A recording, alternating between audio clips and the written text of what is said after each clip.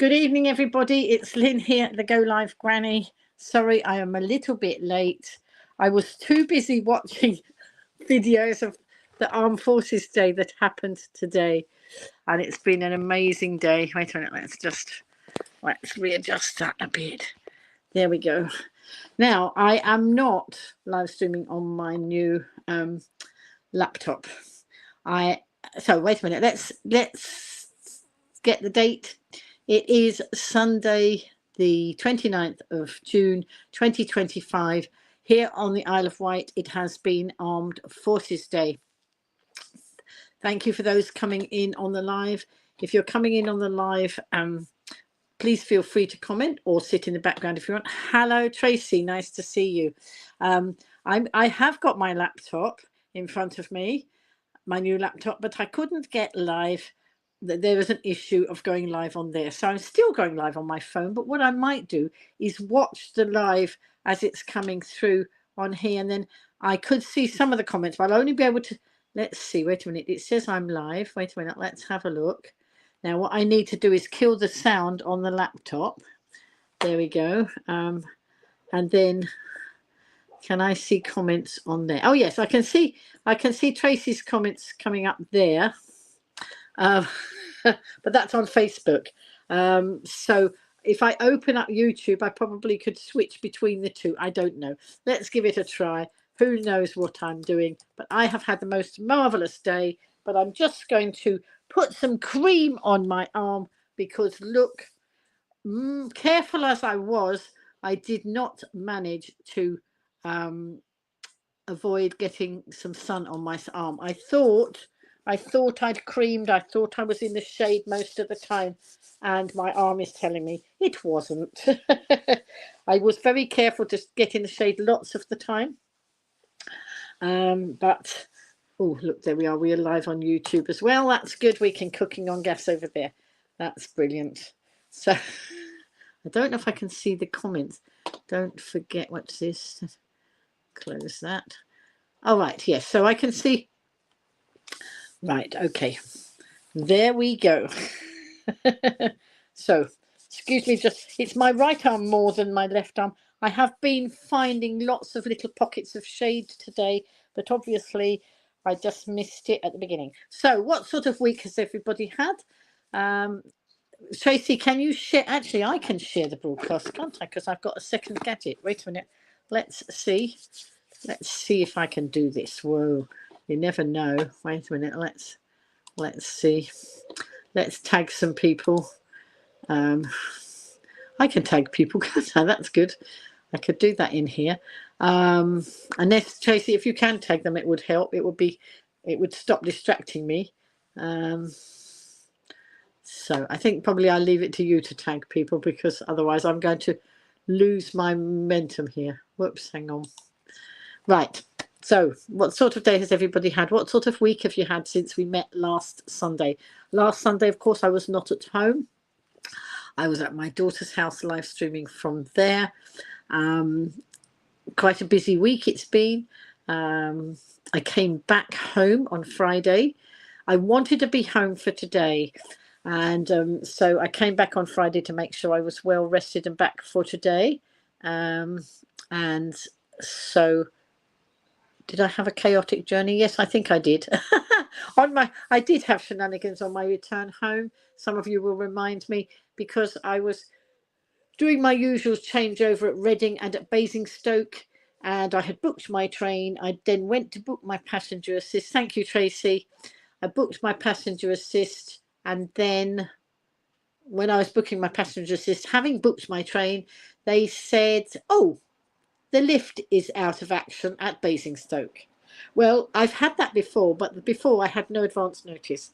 And I just got there and there's a very steep flight of stairs or there's a lift. And usually I go in the lift with my passenger assistant, but we got there that time and there was no lift working. So what they had to do was take all the bags that I strap onto Navy Nora, carry Navy Nora up the stairs. The guys did it, carry all the bags up, and then I had to get myself up this very steep flight of steps. So when they told me that was out of action, I thought, well, at least I know and I can prepare for that. They said oh, the station might send you another route or whatever. Well, that's exactly what happened, because I got to Reading and they said, oh, I think we'll say, do you mind going via Guildford? Now, I don't mind where I go as long as I get to my destination at the easiest possible, without me having too many issues with steps and lifts and all those sort of things. So I said, no, I don't mind. So I went via Guildford. Now, what they didn't tell me was at Guildford there is a subway that goes down under the platform. You go down and then you have to go along and then you have to come up a ramp. Well, going down was okay, but going up this ramp was quite steep, and I didn't have anybody helping me at that point. One poor guy, I think, was he the one? No, one of the stations, the guy came to get me off the. Oh, that was at Reading. That was the guy who got me off at Reading, and he. What happened there? He was told I just needed help off the train. He was not told I needed a ramp to get me and Navy Nor off the train. So he went and got a ramp. Now this is why the train's waiting at the station, and so the poor chap, it was not fair. He was thrown in at the deep end with this, and he didn't know how to do the ramp. You need training because all the ramps are different. I didn't realize how much there was to a ramp on a train until I started being assisted with my journey. And each time, each station, sometimes the ramp is different because the trains are different, and the ramp, I don't know, there's all differences. I have not become an expert in the ramps, but I knew they have different ramps. Anyway, this poor guy, I said, take your time. I said, I'm not worried, and I said they really should help you and give you more training. So then, so I think that was he Chris? I think he was Chris, and then Ollie came along. Now I know Ollie quite well from being on the Reading, at the Reading platform, and he's assisted me many times. So he came along and he helped out, and he helped Chris to put me on the next train and get the ramp down over there, and that was fine. So that was okay. And then so as I say, at Guildford they got me off, but nobody took me over down the ramp and up the other ramp. So never mind, I managed. It was quite steep, but I managed it, and then got on my Guildford train. But of course, the train times were then different, and of course I've booked passenger assist all the way through. When I book my ticket, I then ring passenger assist. Hi, Tina Furniville coming there on Facebook. So when I book my passenger assist, it's booked for each station. So of course, then when I get to Reading and they put me on a Guildford train, it means that I'm not going to be on the train coming up Basingstoke, and the people might be expecting me at Basingstoke and standing waiting for me when I'm not there. So they do have to ring and change the arrangements, and I always hope that they do. I always remind them. I say, "Oh, have you let the next station know?" And we have a lot of banter, and they do that. So there was somebody at Guildford to get me off. Of course, because I was on a different train, the times didn't work out the same, which meant I got to Portsmouth and Southsea not in time to catch my hover bus, to catch my hovercraft home. I was supposed to be on the 5 o'clock hovercraft. Now, I don't mind. It's not life-threatening if I was half an hour later on the 5:30 hovercraft. But I did wonder whether I would be able to get a refund for that. But of course, it's train refunds, and I'm not sure whether, even though I arrived more than half an hour late on the Isle of Wight, I don't know whether they'll count that because it was on a hovercraft. So I don't know how it works. I may not just bother. Hi, Sam. Nice to see you coming in there on Facebook. So let's just wait a minute. I just need to get there. So so there was a bit of shenanigans, but there was the most shenanigans, and I did not have my camera out, and I did not. I missed a photo opportunity, and I missed a photo opportunity because some people were so quick to help me when something happened that I was so busy thanking them that I forgot to do the photograph. So what happened? I was quite loaded because I didn't. When I went to my daughter's, I wasn't expecting to go to my daughter's the day that I went. But she rang me and she needed me, and so I upped and went. But it was a day I just had, because I didn't know I was going. I just had a Sainsbury's shop come in. I think I might have told you on this. Hi, Jill. I might have told you on this last week. So my Sainsbury's shop came in. And so some of it I managed, just had a delivery in the morning. Good job I had a morning delivery. I usually have evening deliveries, but I had a morning delivery, and that was good because otherwise I wouldn't have been able to go the same day, because I would have had to wait for my shopping to come in, because I don't know what happens if you've got an online shop and then suddenly you've got to go somewhere and you won't be at home. I don't know. I do have neighbours with a key, but that's just too complicated. So my shopping came in, and I put as much as I could in the freezer. There wasn't much space in the freezer, but I squeezed a few things in the freezer. There were some long dates. The eggs had a long date, and the what else? Hang on, I'm just Kath's just made a comment on my Facebook. Are you in, Kath? I don't know if you're in the broadcast yet. Can anybody tag Kath? I'll tell you what, I'll tag Kath. Let me tag her. Let's see if that works. So I managed. So my eggs had a long date. My yogurts had a long date. So I left them in the freezer here. Left the eggs here. Gave my neighbours a whole pile of fresh vegetables, some fruit, and went on my merry way. But of course, I took. Hi, Kath. You are in. Thank you. You are here. I was just going to tag you. And so Tracy has tagged you, but you're already here. Jackie, Sam's friend Jackie says, "Evening, Lynn, with Sam and Bopty." Hello. So nice to have everybody here. Yes, Kath, I've had a fabulous day. I'm coming round to Armed Forces Day, but I'm just doing a quick resume of other things that had happened. So because I had some food that I took to my daughters, I took my big cooler box. And I think I told you that last week. So this time coming back, I had to bring my cooler box back.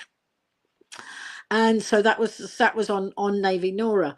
But I made the mistake of not strapping it on. I thought it was fine. I thought, just leave it on there. It will be okay. I'd got things strapped on the back, all sorts of, I've got so many bungee straps now to strap everything on. Well, but I made the mistake of not strapping on the food box. So I always bring a picnic to have on the way home. So whether it's my tea time or whether it's lunchtime, I always carry a box of picnic with me, and it was in the cooler box. It was in my little lunch boxes in the cooler box. So the cooler box wasn't full this time.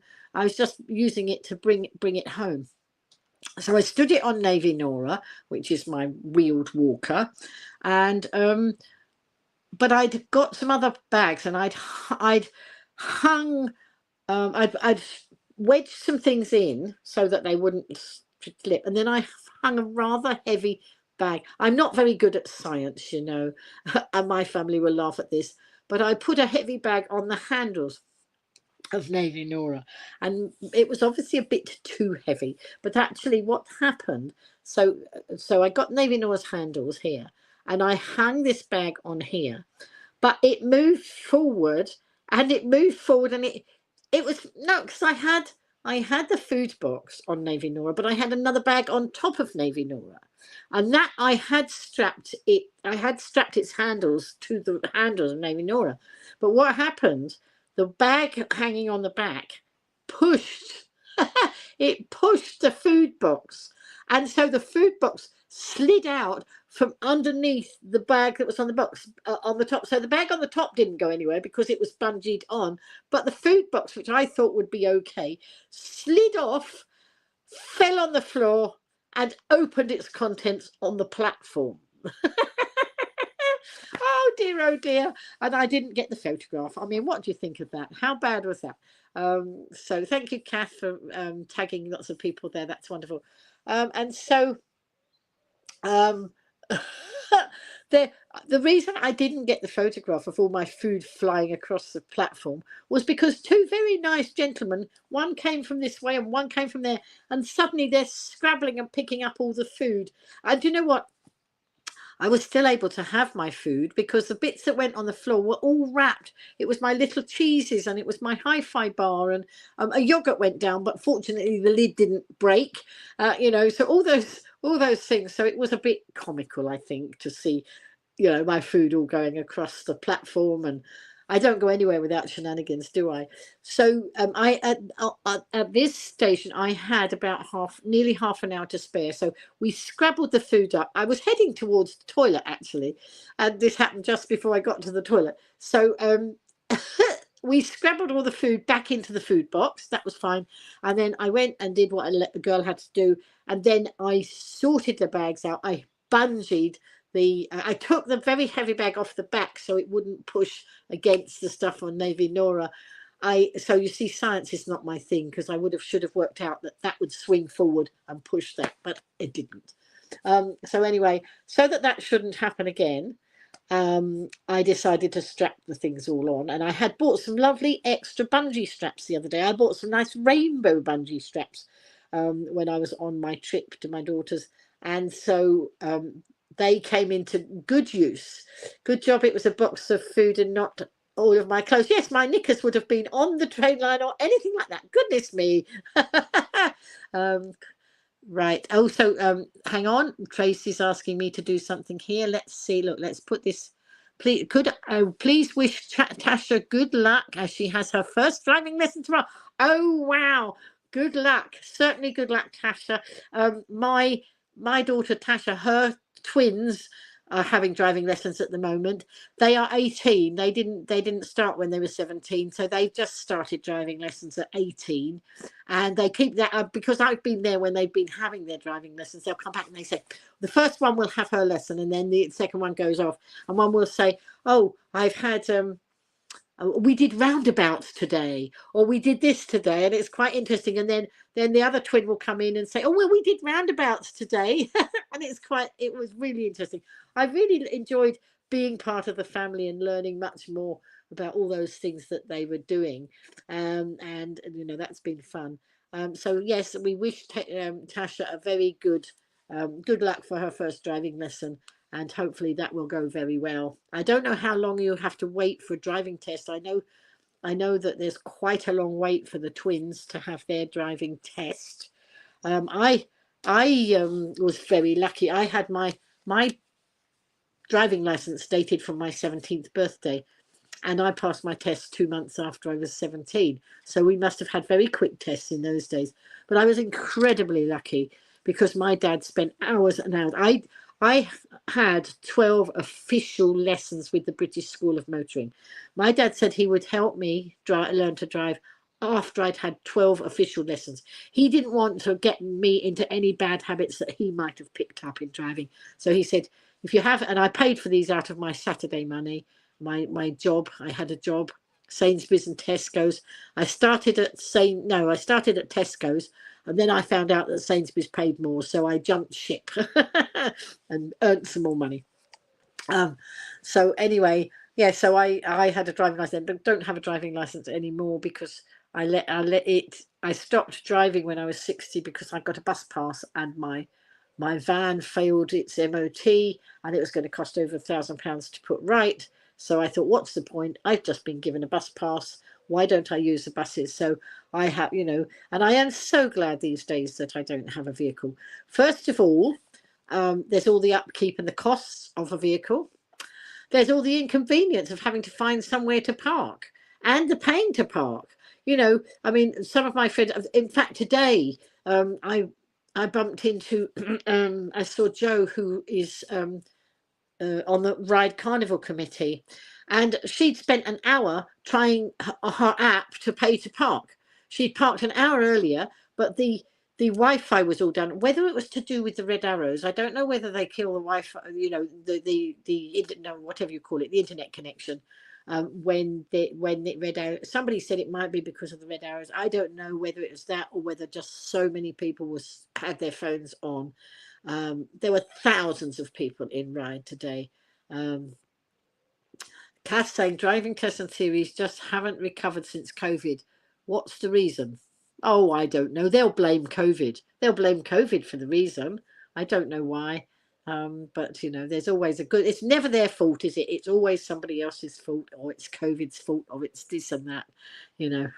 Who knows? Anyway, so what was I saying? I forgot what I was saying. But oh yes, that was right. No, that I'm so glad, you know, I don't have to pay to park. Yes, because poor Jo, she'd been trying for an hour to park, but apparently everybody else was trying not to park, to pay to pay their parking. They had parked, but they couldn't pay because Stephen has found that a lot of the parking machines don't take cash anymore. A lot of the places we park, Stephen has to pay via the app. Doesn't help us. Not everyone has got the app. I know. It's forcing you, you know, to be a cashless society, and it's not okay, because we should still have choices. Well, I have a choice. I don't have a car. I don't have the parking app. I go on the bus or I get taxis. And today, the only expense I had out today was my taxis. And I decided to take a taxi down to Ryde Seafront because, you know, this marvellous day ahead. I wanted to get there by 10 o'clock. The whole day started today at 10. And it's Armed Forces Day, Isle of Wight. And I think there was a hashtag for it, IW, Isle of Wight, AFD, Armed Forces Day. But I didn't use I should have used the hashtag, but I didn't. But when I upload some of my videos to YouTube, I will put the hashtag in. But it was an amazing day. So so last year I got a bit caught out. The last time I went to the Armed Forces Day, I got a bit caught out. And I decided not to take a taxi. I decided to take the bus. But I'd left it till I didn't get down there. The start of proceedings were at 10 o'clock. The Red Arrows were at 11:45. And so last time I was really only heading down for that Red Arrows and the rest of the day. And so I decided to walk from where I live just down to, so on a Sunday, we don't get the bus that comes right round my estate. The number 37 doesn't operate on a Sunday. So that would have been okay if it did. It would have probably relieved the problem. But I had to walk a bit further to go for the number 9. Now, the number 9 comes in from Newport. Anybody who's not familiar with the island, the number 9 comes from Newport, and it goes from Newport to Ryde. And then it goes back again the other way. And so I thought, oh, I'll walk just down to the local bus stop, and I'll get there and I'll get a bus down to, and it goes right down to the seafront. Well, that would have been okay if I'd have thought it out properly. But what I hadn't factored in was just how many hundreds of people would be using the buses to go to Ryde. So, of course, the bus starts at Newport. So all those people in Newport who wanted to come to Ryde to watch the Armed Forces Day filled the buses up. And then, of course, the buses didn't stop and pick us up because nobody was getting off the buses. They were full by the time they got into our bus stop.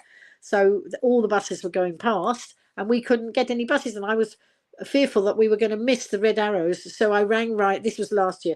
I rang Ryde taxis and I said, can we get a taxi? And so I was on my own. But there was no point in getting a taxi on my own and leaving all those other people at the bus stop. So there were 3 spare seats in the taxi. So I said to some people just standing there, anybody want to hop in the taxi? Because I'm going to pay for it anyway. So there was a chap who had a bit of a disability, so he came in, and another couple of people. So we got down to the seafront in time to see the Red Arrows last time. So note to self, and I should have gone to bed early last night. I didn't. I was knitting. I was doing a lot of knitting and watching a video, two Prime Amazon Prime videos. That's right. So I watched 2 movies last night, and I really should have gone to bed early. And then I found it was sort of silly o'clock, and I was going to bed, and I thought, hang on a minute, I've got to get up and go out. Never mind, it was fine. I did get up in time.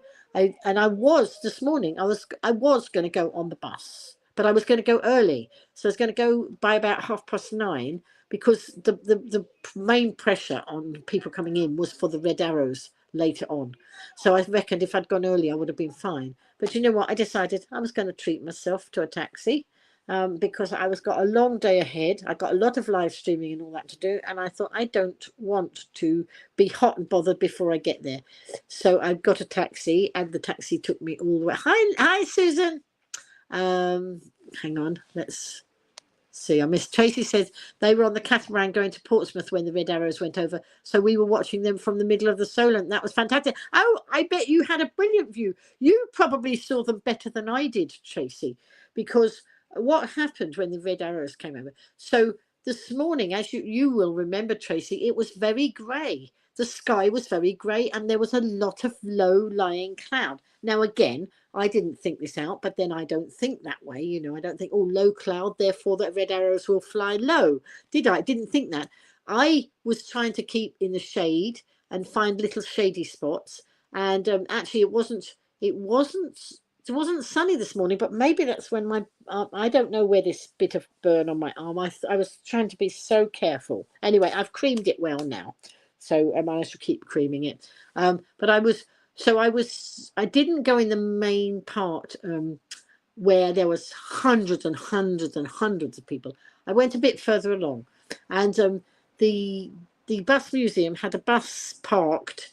And it was near, well, those of you familiar with the island, the bit where you go round to, there's the cafe and you can go in, drive in and along that bit of the seafront towards Apley. And it was in that bit there. And I was standing there and I thought, well, this will be fine because I should just hold my camera up to the sky because the Red Arrows will be up there.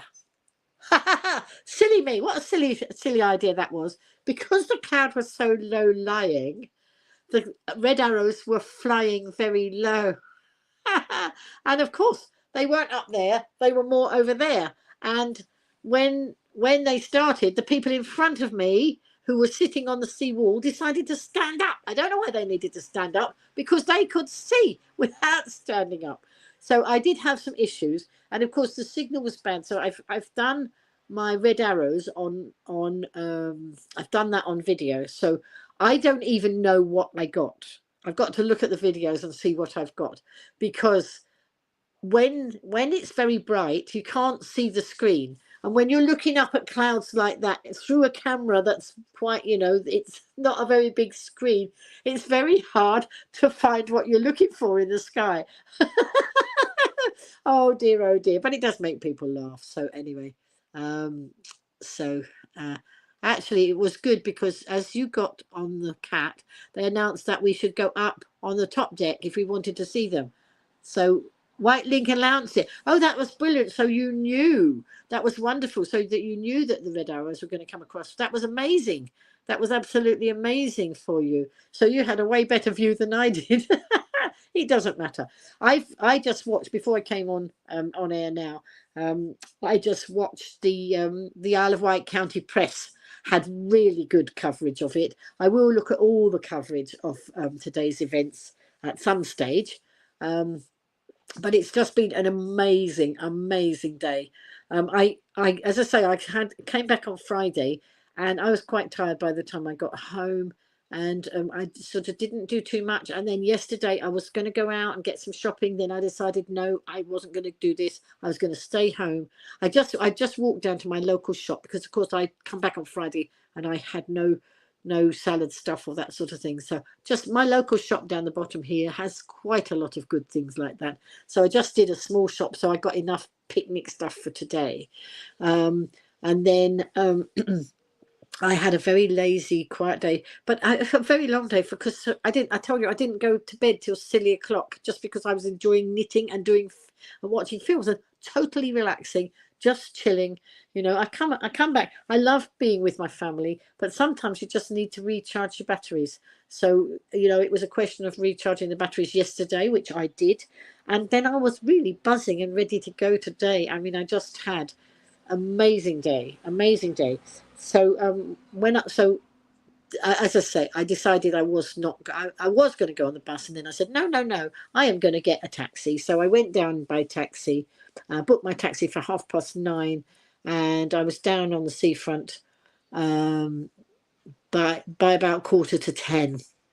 And the first event was parachutists coming down right onto seafront. Now, when I was there at 9:45, I went down.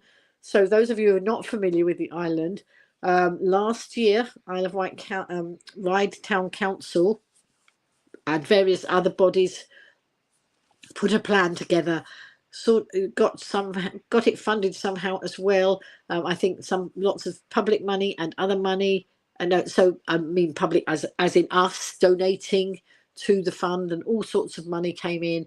I think various places, and they made a boardwalk, so on the beach, so people like me with wheels, people with prams, people with mobility scooters or wheelchairs, we could actually get on the beach because they've made this it's a wooden boardwalk, and so we could go right down. And I went on the beach with my navy Nora, went along there, and so I positioned myself down there very near where the parachutists were coming down, because you could see where they were coming down. There was people with high-vis jackets all the way round, and there was a big cross in the middle of that area, so it was pretty obvious where the parachutists should be landing. And so so I sat myself very near that, and that was brilliant, and I managed to get it. But it's also very difficult when the cloud was low, and actually very difficult to spot the planes that the parachutists are going to come out of. So imagine it's all right, it's bright. The sun wasn't out, but it was very bright. And I'm looking up. I put my camera. This is the mount. This is my iographer. So my iPhone goes in here. This was donated to me by the guy, David. His name's David. I've forgotten now. Basuto. No, I've forgotten his name. And he created the iographer. So these are various mounts for phones. Now this it's got a little hole there, or hole there, so I can screw this onto a tripod like that. I put it on the tripod. I can either do it that way or that way, and of course I put Go Live Granny on the back of it, because some people don't like to move, and some people think, why are you asking them to move? So sometimes if I put that on there, people actually see that I'm streaming, and they actually will move a little bit sometimes. Not everybody. Some people think, no, why should I move because of her? There are people like that. I'm very polite when I do it, but anyway, so I haven't used this for a little while, but I took it with me today, and it was well worth it, because if you imagine, sometimes I don't have this on the tripod. It's much easier. So when all these things are circulating in the sky, and I've got to find out where they are, I've got to find it through the camera. Oh dear, it must be a bit comical if anybody watching me, because I'm live streaming. I say, well, I don't know where, I can't see where the plane is. I can't, but I tend to get the idea. I'm home for about a fortnight. Tracy's saying, am I coming home for long? I'm home for a fortnight, then I'm going back because my grandson is playing Shrek in his end of term production, and he is Shrek. But he's Shrek in the first half. And when I was there the other day, I was playing the donkey. I didn't have donkey ears with me, but I was reading the donkey's lines, and he was saying his lines back to me. So I was helping him, and he's 11. He's very good at it. I was very impressed. So I'm home. Yes. So Tracy, maybe we can catch up before I go back again. So yes, let's see. So anyway, yes, so this is the comical bit of me trying to find tiny little dots, because when the planes are right up there, and before they come, they're like little ants in the sky. Not little ants, but they're very tiny, and then you don't know where they're coming. Usually you look at the other people and you see where they're looking. Or we were actually quite lucky, the announcements were quite good. And actually, I've just watched one of my videos back, one of my live streams back, and that was the one from the parachutists at the end of the day, and you can actually hear the commentary going on. Be good to catch up with you as well. Yeah, certainly, Susan. Let's get something in the draft. Let's message each other after this, because I am around, but not for too long before I'm gone again, and then I might be back. I don't know how quickly I'm coming back next time. We will see, but I've got about a fortnight here, so we can fit in a few coffee dates, I'm sure. starring role. Absolutely, my grandson. He told me, he said, I'm going to audition for Shrek. And then, of course, when he got Shrek, he was so excited. He's got the first half, and he's pleased because his lines are easier to learn than the Shrek who's playing the second half. So that was good. Anyway, yeah. So so can you imagine it? I'm there. So I sit down on my Navy Nora. Every time I sit on Navy Nora, I have to take the food box off of Navy Nora. Don't forget, I'm now bungeeing the food box onto Navy Nora so it shan't do what it did the other day and empty my food all over the platform or the ground or wherever I am. So now I bungee on. So then if I want to sit down, I've got to unbungee that and then put that. It's not difficult really. And then put the food box on the floor. And actually sometimes it acts as a little table because I was doing some knitting and I put my knitting book on there. So it's like a little table. It was lovely to see those parachutists, and that was great first thing. And then of course, what did I do next? I had a little wander about. And then I decided I wasn't going to go back to the sea, back onto the boardwalk to watch the red arrows because it was I thought that if the sun came out, it would be very, first of all, it was tricky. Even though they put a boardwalk down, it's not that smooth. It moves a bit and, it's a bit hard going. And I thought, no, well, the red arrows are going to be visible from lots of places. So that's why I decided to go further up and not go back on the boardwalk. And there were things going on all day. It was so hard to keep up with what everything was going on. So after I'd seen the red arrows, I decided to take a wander. I needed to wander past not past the loo. I needed to wander to the loo.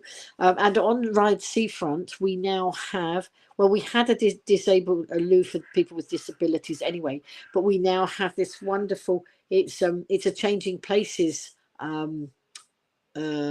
toilet, and it was very nice. And as somebody else said, they'd kept it. It was nice and clean, and it's very good. And there was a little ramp up to it. But I do have to talk to Ryde Town Council because going into it is easy. You can pull the door open and go in. Coming out.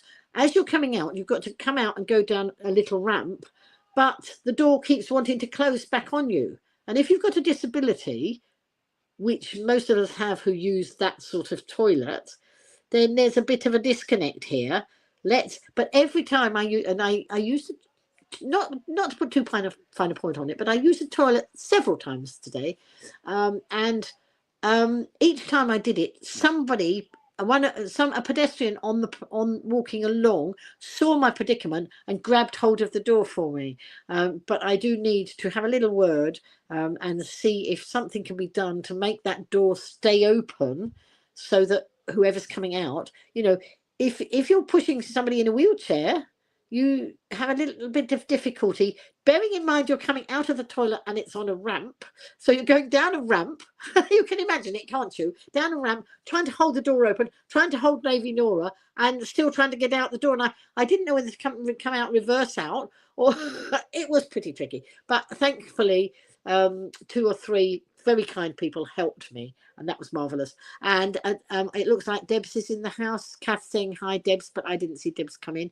But obviously Kath did, so that's okay. So yes, so after the red arrows, I decided to wander. So I watched the red arrows from I was near that bit where you can drive. Those of you who know the island, where you can drive along the seafront past the Big Kahuna and towards Apley. So it's just there, and I thought they're really, really. Hello, I can see you're there now, Debs. And I thought really there were some very beautiful flowers. There's an old rowing boat by the cafe there, and it's full of flowers, and they are so beautiful. And I love all these things. These are the things that make the day so wonderful.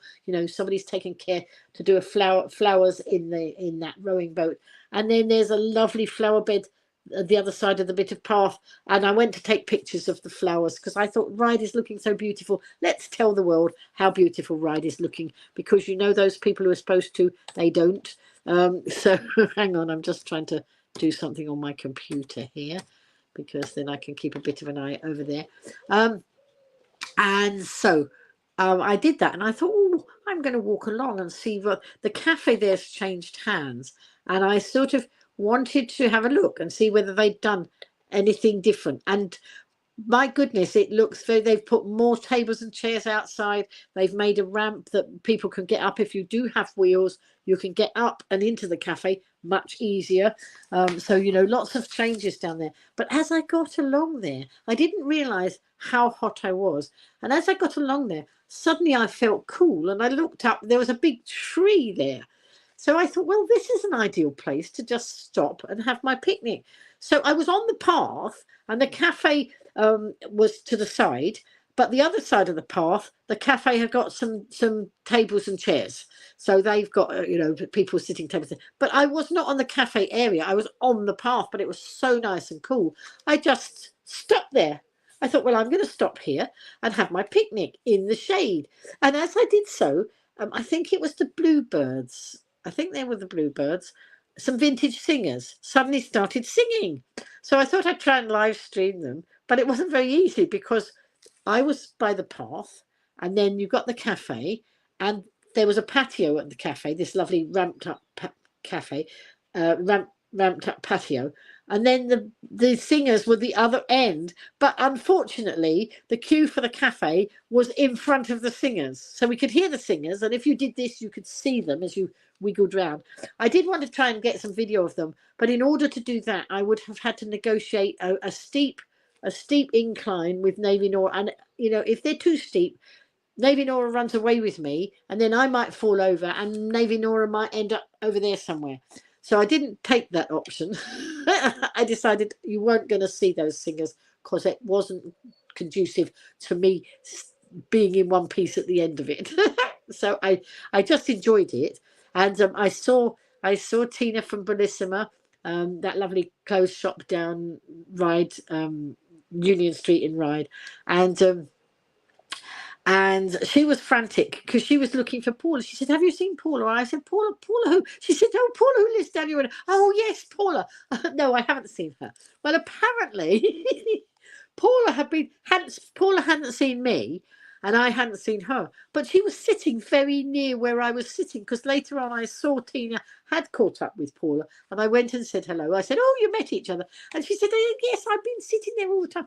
But of course, the problem there was, the cafe seems to have two names. On the front of it, it says Cafe of Ryde or something like that, and on the other side it says the Beach Cafe. And so one of them had said, "Oh, well, I'm at this cafe," and the other one came along, and she only saw the other sign that didn't have the same name that her friend had said. So that was very confusing. Anyway, they did meet up, and they were trying to ring each other, but of course the signals were all down. There was nobody could get any internet connection, and nobody could get phone connection, any of it. So that was a bit amusing. Anyway, they caught up with each other. So I went on round there, and then where did I go next? I pootered along, and I spent quite a long time there in that lovely bit of shade, eating my picnic, my very healthy picnic, which I took because, of course, I'm gluten-free and doing Slimming World, and I did not want to spend hours queuing at a cafe. I mean, I like to support our local cafes, and I do regularly, but not on a day like today, because I would have to stand in a queue for ages, getting very hot and bothered. And then I would have to push Navy Nora and manage my food and all that sort of thing. So it's just easy to take a lovely picnic box with me. So I did that. So I haven't had any expenditure other than my taxi fare today. So this amazing, amazing day on the Isle of Wight, free. We had parachute jumpers, we had singers, there were all sorts of other displays going on. I didn't get to see everything because I just couldn't manage to do all that and stay in the shade as well. And so, you know, and of course, those people who know there's an organisation which I'm not going to mention because we don't like to mention, And it looks like nobody's coming in on YouTube at the moment. I've got YouTube up on my laptop, my lovely new laptop, folks. So that organisation that should remain nameless, that should be promoting a day like today, and would then our tourism figures might, we would have, maybe they could have got thousands more people to the island. I mean, we could have taken more, right? But the queues would have been longer and all that sort of thing. But that organisation who's supposed to promote the island did not do much in the way. They put a post out. I did see a post saying about today, but nothing like interviewing the person who was running the event, or having those sort of conversations for weeks. That should have been what happened, because if without that organisation they had 10,000, well, last year they had 10,000 people. I can't even begin to estimate how many people were in Ryde. There were people everywhere. Good evening, Heather. Heather's just coming in on YouTube. She must have heard me say there's nobody coming in on YouTube. And there she is. And I'm just going to take a drink. So Heather, just to catch you up, is Steve in? I don't think Steve's in. No, Heather, you can. Steve put a message. Is he in now? I don't think Steve is in yet, Heather. So I'm on my phone because I can't still I can't get on live there. I need to stream from my phone still until I sort the problem out. But I can watch. I've got YouTube on over here. I'm watching the broadcast. I got the sound killed. And Steve put on there, I should be there about nine-ish. So Steve put his message on before I started broadcasting. And so he put that message up then. And he said, so he's probably doing a travel day like, he does sometimes. Is he there yet? No, I don't think so. And Heather's saying we're six hours ahead. Yes, we are ahead. So we've had a very busy day here in Ryde. We've had our Armed Forces Day, Heather, which is what I was just explaining to everybody about. The most marvellous day, free entertainment. I don't know how it's funded. There must have been a lot of funding, because all these things. I know that we wanted the red arrows, and we could only have the red arrows if we raised, and it was only £3,000 they needed to raise. I can't understand that. There must have been a lot of funding, but it was Ian Dawes who was the lead on the Armed Forces Day. He himself is a veteran. He is one of our Isle of Wight councillors. He now knows me, the Go Live Granny. I wanted to have a chat with him some years ago, and I know there was we were going to try and meet up. Somebody was going to try and introduce us, and then I think he wasn't very well or something like that, and it never happened. And I still hadn't met him really before today. So at the end of the event, so I knew who he was. At the end of the event, I saw him and I went and thanked him and tell him. So Heather's saying it's 4:07 where she is. It is, what is it now? It's 9. It's just after 9 in the evening. So it's 5 hours. We're 5 hours ahead of you, Heather. So that's what it is. Yeah, 5 hours. Sorry, I'm going to have this drink. I picked the drink up and then I never started drinking it, did I? And this is one of the drinks I prepared. I made myself a lot of squash up to take with me today in my cooler box. I had some new cooler, those, the cooler blocks that you put in the food boxes. Susan's saying perhaps the red arrows were close by doing another job, and perhaps that's why it was cheaper, maybe. No, well, do you know what? There were hundreds of Armed Forces Day events going on over the weekend. Lots today, lots yesterday, lots today, but only 3 today had the red arrows, and we were one of the privileged of that 3. So that was pretty good. Ian Dawes is brilliant. This is amazing, this event. And he said, so at the end, I said, I've been live streaming and doing this. And I said, I'm known as the Go Live Granny. He said, why are you known as the Go Live Granny? Well, of course, I became, the quick version is Visit Isle of Wight did not believe in YouTube when they became the marketing people for the Isle of Wight. And I was so disgusted that my son, you know, how could you not use YouTube for promoting the Isle of Wight if you are the marketing people for the Isle of Wight, the official marketing people? And so I was so fed up, because YouTube is the second biggest search engine in the world. And why would you not do that? You know, so much of the island is so beautiful that show it on the media, on the platform that does it well. Anyway, sorry, Lynn, keep you calm. So my son taught me to do it. So that was the quick version. So I told the councillor that, and he and I are going to have coffee sometime soon, and he's going to get the longer version, and we're going to have a good old chat.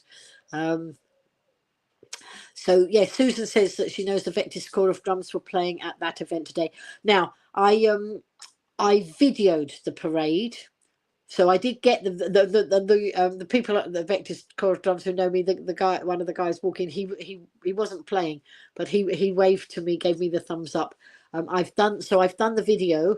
So what I did, I live streamed the parachutes coming in at 10 o'clock. I videoed the parade. That's right. That's why I had to come off the beach, because I wanted to go and get the parade before the red arrows. So I went and stood, and I positioned myself quite well this time. Sometimes I position myself and then somebody will go out further in front of me.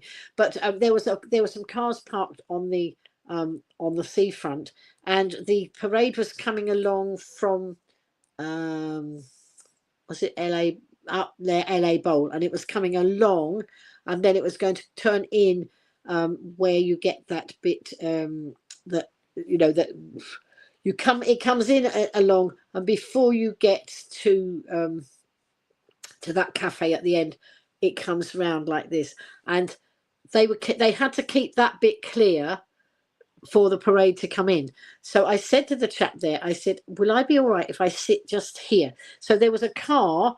So the cars were allowed to park right up to that bit, and then you get the open bit where the parade was going to come in. And I thought, you know, because I get so many people stand in front of me after I've been sitting hours getting a space that's just right.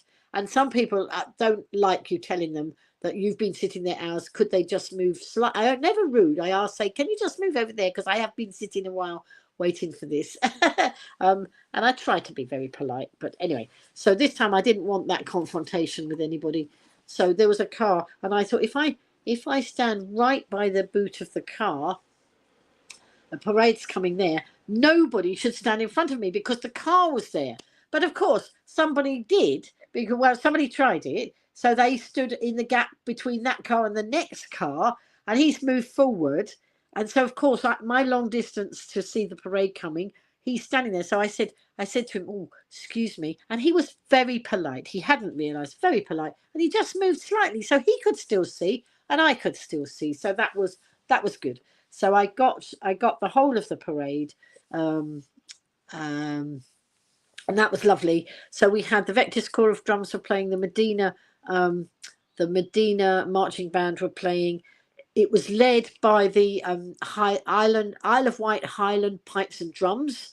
So we had that at the beginning. We had some of the armed forces people, various uniforms and things.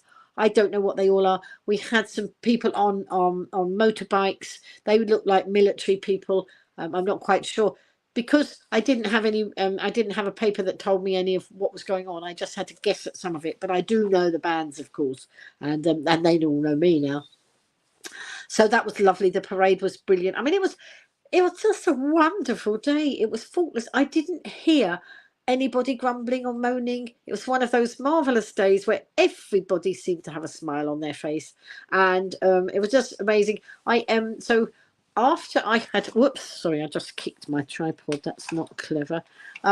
So after I had been and had my lunch in the shade and watched listened to the vintage singers down there, I came back and I worked my way back to what we call Eastern Gardens, which is where a lot of so often I will live stream from Western Gardens near the pier, and some of you might have seen me do live streams from there. I love to sit over there and pretend to be a tourist, but this is Eastern Gardens, so this is further up, and it's a big a big grassy area, and they have loads of things, loads of events go on there, and it's just marvelous for all that sort of thing. So I wanted to go and see what was happening, because there were various stands around there, and I've just remembered I forgot to take some pictures. There was a wonderful, lots of inflatables, and I think kids were coming through and all along, and it was the one thing I don't think I photographed, but I'm sure that won't matter.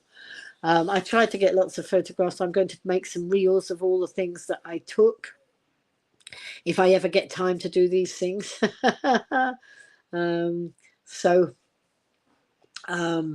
yeah, so I came along, and it was really good. I wasn't expecting anything much to be going on, and then I suddenly realized that there was a stage. It was one of these old-fashioned vehicle type things that makes a stage.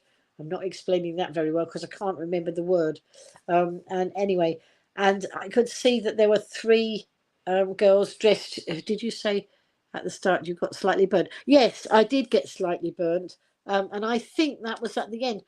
It was when I was watching these singers, and I was in the shade, and then of course as the sun move, as the shade disappears and moves over, I was still part in the shade, and I think that was only a very short thing. But I suddenly realized that my arm was in the sun. I haven't got it here, but I've got an umbrella that I was sent by the guy I was showing you earlier. This is the iographer that I put my phone in. This is the mount I put my phone in, and then I can fix it on the tripod, either like that, which I had today, or sometimes it goes, if I'm videoing, I can do it this way. But for some reason, Facebook won't let me do it in that way anymore. Every time I try and do it like that, it turns it round. So, or is that StreamYard? No, that's StreamYard, isn't it? I don't know. Anyway, what was I going to say about this? I don't know what I was going to say because I forgot. What was I going to say? So I put the mount in there. I can't remember. That the girls were singing from the. Oh yes, thank you. The staycation. That's right. It was the staycation fan. I'm pretty sure that's what it was. Thank you, Tracy. So good to have you there as my not my passenger assist. Technology keeps you guessing. Technology does keep me guessing, Heather. You're quite right. Yes. So the girls were singing from the Vector van. That's right. So I suddenly realised that they were just going to be doing some singing, and I thought, well, I could see there was a very small patch of shade in front of that, and they were still getting ready. So nobody was paying attention much. So nobody was much in that bit of shade. Well, one or two people, and then one or two people moved. So I moved a little bit forward in that shade, and that was good. So I thought, oh, this would be good. So anyway, the girls were having a little bit of trouble with their sound system, and then so I was all set up ready for this time. It was going to be a live stream because the signals were all back. So I thought, oh, I'll live stream it. So I sorted my video out. I've got a tripod. I've got various. I've got a couple of tripods, but I had the big tripod today that goes right up if you want it to, or right down, and you can or do all sorts of things with it.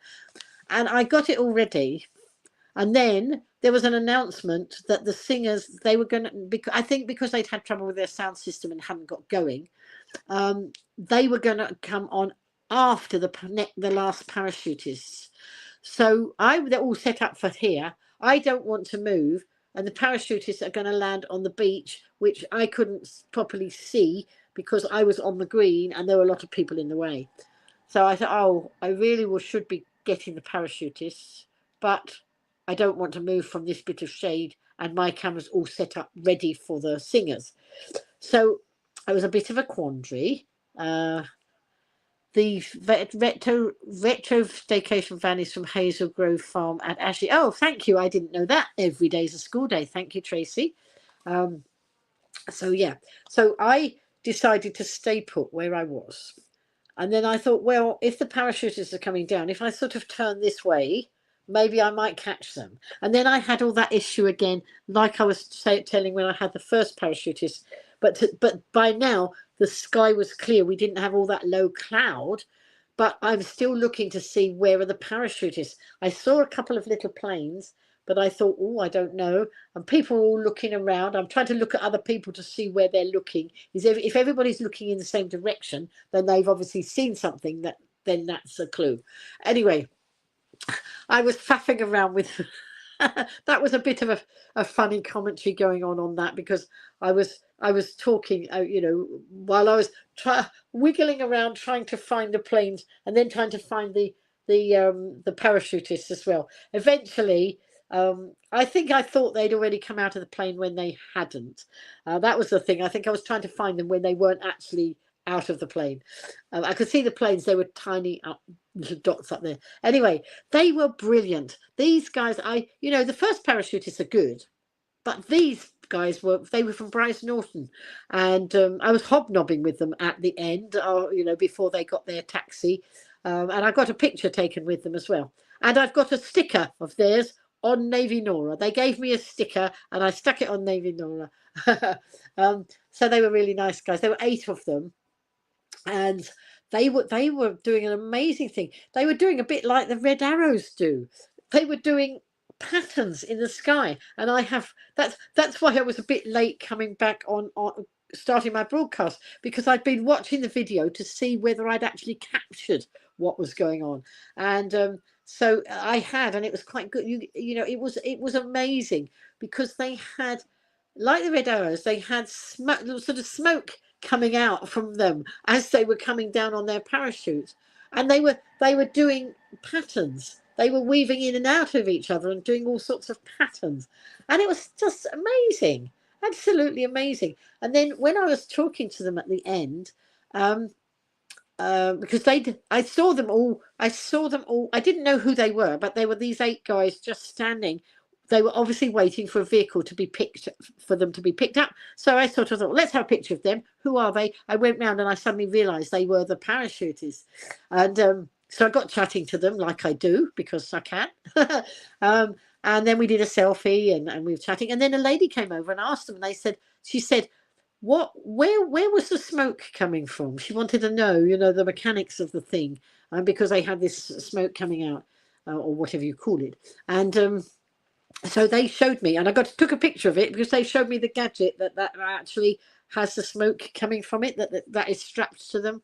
And so that was all a steep learning curve. It's so fun, all this sort of stuff. Oh, I forgot to say that I met another Lynn. I'll tell you about the other Lynn in a minute.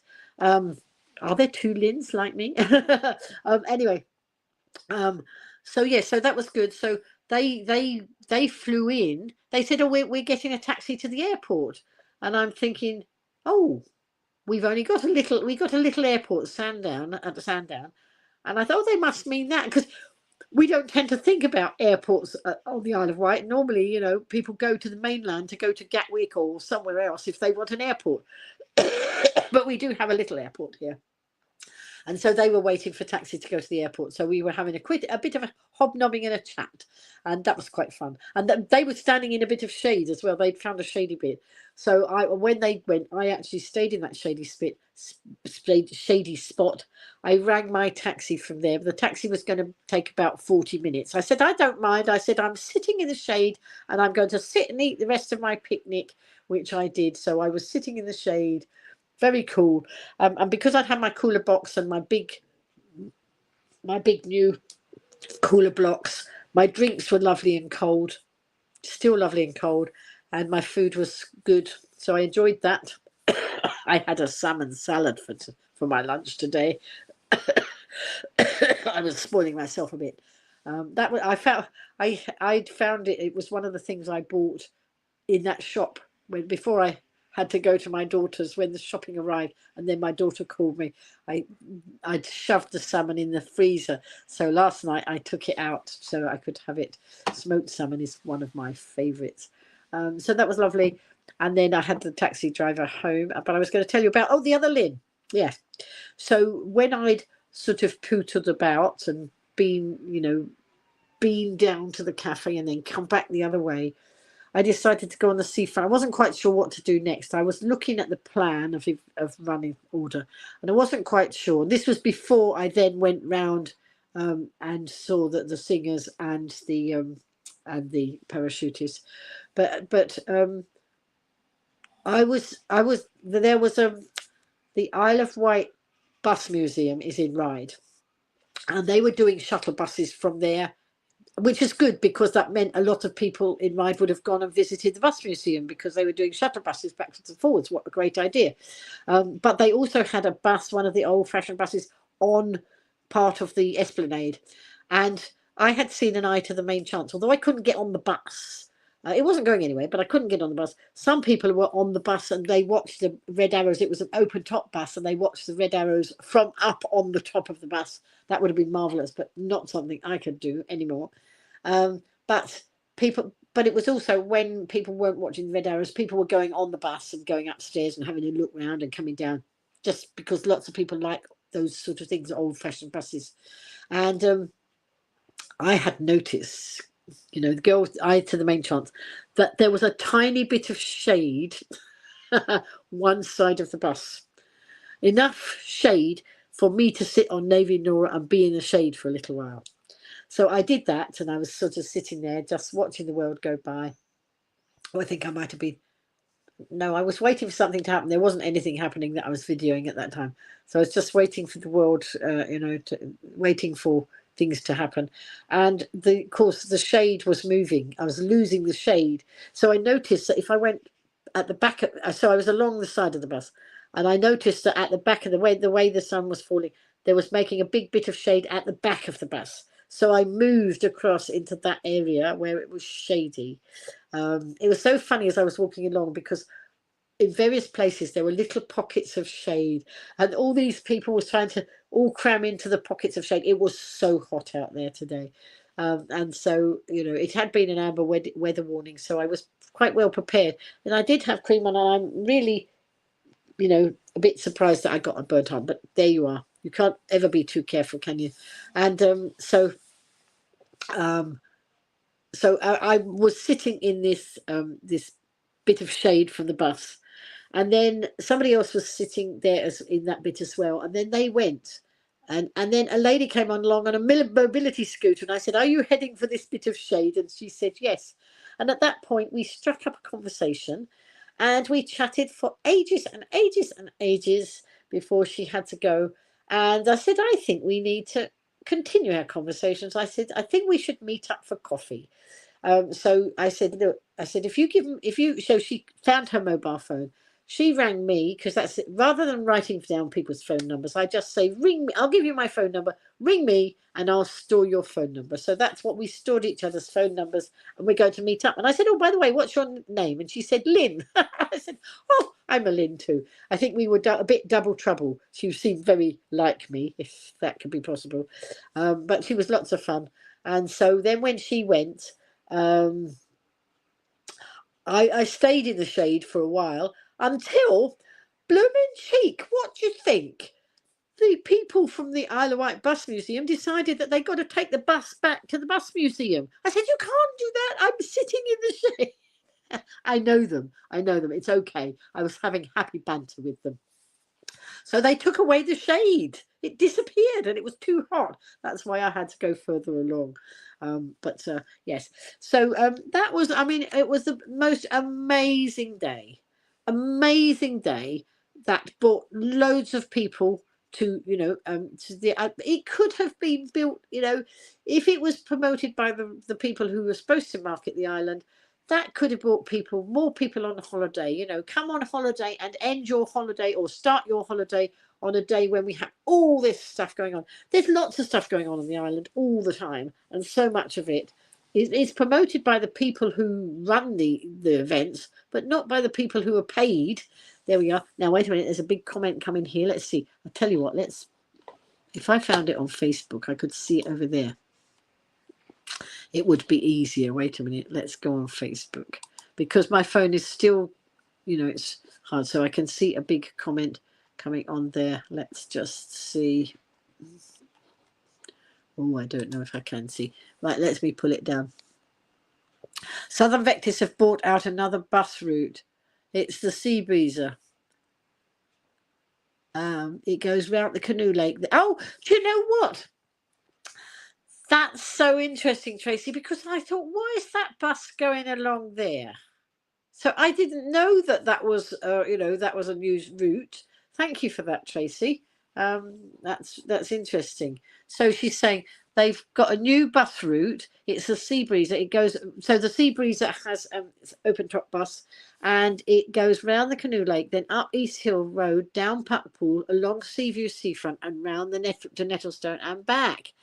Me and Tash did it yesterday. It's the same as the old Breezer bus, but you can get on it with. Oh, I could get on it with Navy Nora, but not sure if you can use. No, I wouldn't be able to use my bus pass. Probably I would have to pay, unless I must get myself a disabled bus pass, because I don't. I think if it doesn't matter, it might be worth having a go. So, but you're not sure if you can use it with your bus pass on it. The journey was lovely. You and Tash did it yesterday. Excellent. It's new for 2025. Thank you, Tracy. That's very useful to know. So let's have a look. I'm just going to right, yes, do you know what? If I look over here, I can see the comments so much better over here. I can see, oh, yeah, there we go. That's it. I don't have to squeeze, right, let's have a look. It was lovely to it was lovely. It gives you commentary all the way around. Oh, that's brilliant. I'll have to give it a try sometime, Tracy. When you're around and you want to do it again, let me know, and maybe I'll come there with you. But except I can't get up. I wouldn't get upstairs, and I wouldn't stop you going upstairs. But let me know. So that would be good. So, as I say, the most amazing day. And as I went and found, I thought I needed to tell Ian what a brilliant day it was, and I said, "Oh, you and your team," and his team is very tiny. His team is about 1 or 2 people. So he introduced me to his right arm man who was there, and I'm just fascinated to learn how. I've organised events myself, but I love to hear what goes on behind the scenes. There's always shenanigans, and I think they had a last minute hiccup where they had lots of things to do over the last 2 or 3 weeks. 1 or 2 hiccups, but they sorted it. It was brilliant, and it was just amazing. And this morning when I was on the beach watching the parachute, the sound, Ian and somebody else, they were standing on the top of a vehicle with their microphones and things. They were up high. I think it was a vehicle you were, allowed to stand on, and you could hear the commentary, because I didn't realise how great the commentary coming out. But when I started to watch the parachute video back, I could hear what Ian was saying on the microphone very clearly, and I hadn't appreciated that. So that was good. But just the most amazing day. If any of you get the chance to go, if you're not, if you're on Facebook, folks, there's loads of footage. I've seen the Isle of Wight County Press have got the Red Arrows, a really good, a very professional recording of the Red Arrows. I expect the other media will have. Mine will be short little clips. That's all I did. Also, Derek, yes. Oh, Tracy, I'm glad you reminded me of that. I noticed that Derek is he going to be at Eastern Gardens? I didn't know if he was going to be along at the cafe. It's going to be Eastern Gardens. Oh, yes, that's where he did it before. He used to do the cafe, and then he was right. Thank you, Tracy. So I will be, all being well. What time does it start, Tracy? Can you tell me? Because all being well, I will go down to Eastern Gardens again tomorrow. Oh, like I live down there, and entertain you with some more live streaming. I will live stream Derek Sandy. Derek Sandy lives half his life in. He's from Trinidad. Trinidad and Tobago, and he spends half his life over there. So the winter he's over there, and the summer he's over here. And he is one of our, I would call him a visitor attraction. I'm sure he wouldn't mind me calling. I know him. I'm sure he wouldn't. He actually went on Britain's Got Talent, wasn't it? And he's got a song. If you don't know him, Hello, not quite 9 p.m. says Steve. Steve, window cleaner Steve is now in the house. Better late than never. That's fine, Steve. You know, you might want to watch the. I don't know. You might want to watch the replay. But I've had the most amazing day. We've had an Armed Forces Day here on the island with the Red Arrows and parachutists and boogie woogie singers and all sorts of wonderful things. And it was all free entertainment. And he said, "Hello." Steve is saying. And how do I know he's saying hello? Look, because it looks like this. Let's see. Look, because when he comes in the house, that's what he's doing. Hello. Let's hide it from the stage now. Let's take that away. Oh, right, Tracy. Yeah, that's funny because I thought it was Appley Beach Cafe and then I wasn't sure. He's done both, so I can understand why the confusion. But I am glad that I am now going to the right place, an Appley Beach Cafe, which will be brilliant because hopefully it will put a lot of. Thank you. Tracy's put the link up there. That will be good because he's great for the island. So he sings. He made up a song years ago called "Welcome to the Isle of Wight." Sorry, he did sing a lot better than me. So if you want to hear Derek Sandy, go to YouTube and put "Welcome to the Isle of Wight" and you will hear the song that Derek does, and it's marvelous. But he went on Britain's Got Talent and he sang that song on Britain's Got Talent, and it was just amazing. And apparently, it did wonders for the island when he went on there and promoted the island. You know, other than those people who should do it. Sorry, let's get off that subject because it. No. So that's a link for Derek Sandy for tomorrow. Thank you, Tracy. So that's you know, that's good. So yeah, so Appley Beach Cafe. Well, hopefully they'll do very well. You know, because people will be down there, then a lot of people will be using the cafe. That's brilliant because they are levy payers as well. So they would have to pay that levy. So let's hope lots of people go in there. But of course, what else have I been doing apart from, you know, with my family? Lots of you will have seen that so last week when I live streamed, I think I'd already talked about my garden, the instant garden that we bought. I treated my daughter to quite a lot of plants, and so we made like an instant garden. Well, I couldn't do a lot of the planting because it's up on a bed that's a bit wobbly, and I would be in danger of falling over and falling into the flowers.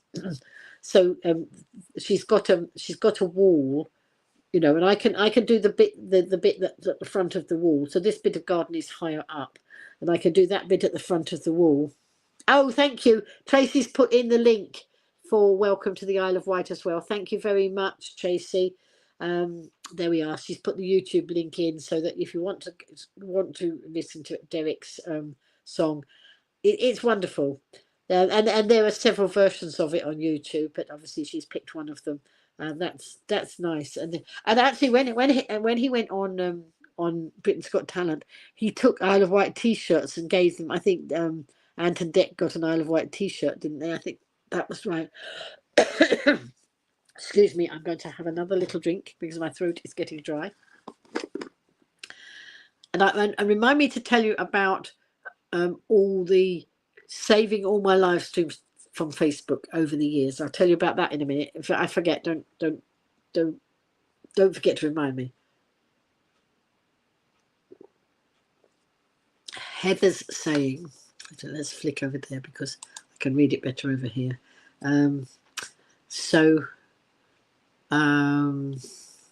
It's blooming warm, Steve said just now.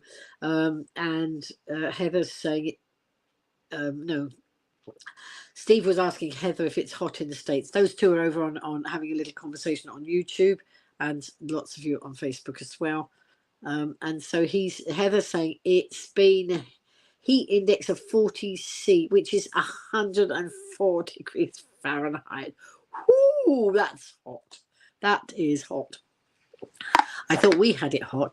I've actually before I came on broadcast, I got one of my fans out. Not my biggest fan, this one. This was one of my smaller fans, and I had it on there. But I thought you might hear the noise of the fan buzzing, so I took it off. And actually, it's cooling down now.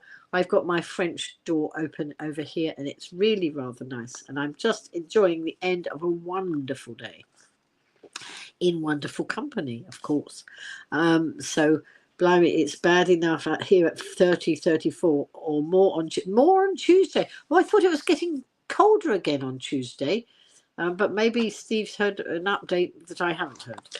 I thought it was supposed to be getting colder again.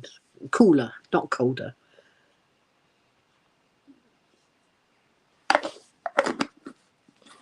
And Heather, when Steve's put that it's bad enough at 30 and 34, Heather's saying, this is hot for you guys. No, Wednesday onwards it's getting cooler. Thank you, Steve. Sorry, that's right. Correct me, because I don't always get it right. I need people like you to keep me on some sort of track. So I did tell you to remind me of something, and I forgot what it was. So knitting. Now, when I was down at the Riverfest back in May, I bumped into Ben, who's one of the Sandown Carnival team, and I said to him, "Oh, hang on, to make my battery's not charging. Let's put that. Why isn't my battery charging? Well, we've got enough charge at the minute, but." Hang on, folks. Let me plug into the electricity. Just hang on a minute. I have to. I was plugged into my battery charger, but I think my battery charger has now used all its charge up. By the looks of it, let me just lean over and plug you in. You sat in a cool bath all afternoon 3 years ago when it hit the 40s. Oh my goodness! I can't sit in a cool bath. I don't have a bath. I've only got showers. Hang on a minute. Let's plug us in so we don't disappear. That's it. We're plugged in again now. That's okay.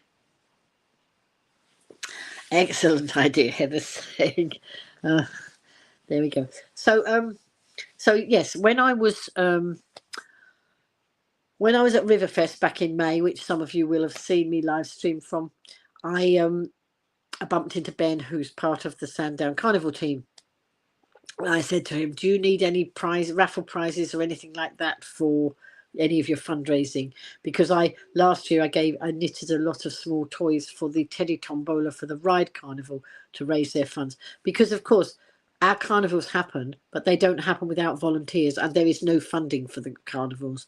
So the volunteers have to fundraise in order to put on the carnivals. And you're talking £10,000 at least, with everything that they have to do for that. So all year, and of course it isn't just a quick fundraise here and it's done. They fundraise all year. So some of the carnival people will have quizzes and things to raise funds and all sorts of different things. Anyway, they Ryde Carnival do a Teddy Tombola at some of the events and raise funds that way. So, but it didn't have to be teddies. It was any little toys. So a lot of my soft toys that I'd made before went to Ryde Carnival last year. So I've sort of had in my head that I would do some more for them. I knew they would want some more. And I did see Joe of Ryde Carnival today. But I saw Sandown Carnival, Ben, back in May. And I said, if you want any prizes or anything, let me know. And I'm happy to support your fundraising. And so he messaged me while I was at my daughter's, and he said that they've got Sandown Regatta coming up, so they obviously have a stall at the regatta to raise funds to run the Sandown Carnival. And so he said, can you make any sea creatures? So, well, I was going to say the world's my oyster. Isn't an oyster a sea creature? Sorry, pardon the pun. But of course, when I came back from my daughter's last time, I decided to bring some of the knitting books that I had at her place, and I brought them back. And of course, some of those knitting books had in sea creatures, knitted sea creatures, but they were there and I was there. But they didn't. I said, when do you need them? And he said the 10th of the 10th of July. I better check it's July. Yes, I'm sure he said the 10th of July. And so I thought, oh well, I've got time when I get back to knit some things. And so look what I have been making. Whoa, he hasn't got his claws on yet, but this, oh, let's put him up the right way. That's his tail. Look, this is my lobster friend. Or it will be when it's all put together. Look, this is my lobster. The world's my lobster. So I've had great fun making a lobster, because I'm now back with my knitting books. Steve says his skin was like an old prune when he finally got out of the bath. I bet. And Heather's liking my lobster. So I'm back now, and I thought I would make one of these wonderful octopuses. Octopi. What's the plural of octopuses? I don't know. Anyway, there's that's a big octopus, and I thought, oh, I'll make the mini ones. So I grabbed some wool to take with me, but I only grabbed it last minute and just grabbed some needles. So I thought, oh, I'll make I can't do the big one. No, I think I just grabbed needles. I looked at one of the patterns and I grabbed needles and some wool. And these are two-tone. Can you see they're two colours? Well, let's show you on the front. You did see a picture of my lobster on Facebook. Yes, you did, Steve. It's all coming together in bits and pieces. So this has got white and blue. So it's got two colours. And that white bit down there is all little bobbles. I don't know if you can see, but they're little bobbles. And I just thought this would be a fun prize for somebody to win. I think it would be fun to make an octopus hat, don't you? I think I need a hat with an octopus on it, with all the tentacles coming down. But if I made that, I probably wouldn't want to part with it. So anyway, as I say, I grabbed my knitting and took the book. And so when I was waiting for the red arrows, I'd put my food box on the floor so that I could sit on Navy Nora, and I used the food box as a table. So I put my knitting book down there. So I started to look at the pattern, and I wanted to knit the head. I thought, oh, I'll knit the head, because I've just bought. I took some green wool with me. This was the wool I chose. I took that. Although I've got all these are full of wool, I didn't have time to sort it before I went out. Steve is a fan of octopuses, octopi. Excellent. So anyway, I thought I would make that bit. Well, I get down to the seafront, I get my knitting out, and you don't make that bit first. You make the tentacles first. And the tentacles are the bit with the two-tone colours. But I thought, well, I'll start with the first bit. And the first bit was the bubbles. That was the white bit that I would have perhaps not done green. I'd done something else. Anyway, I thought, oh, well, never mind. I'm going to do it green. And I've not made those little bubbles before. In all the years I've knitted, I've not made little bubbles like that.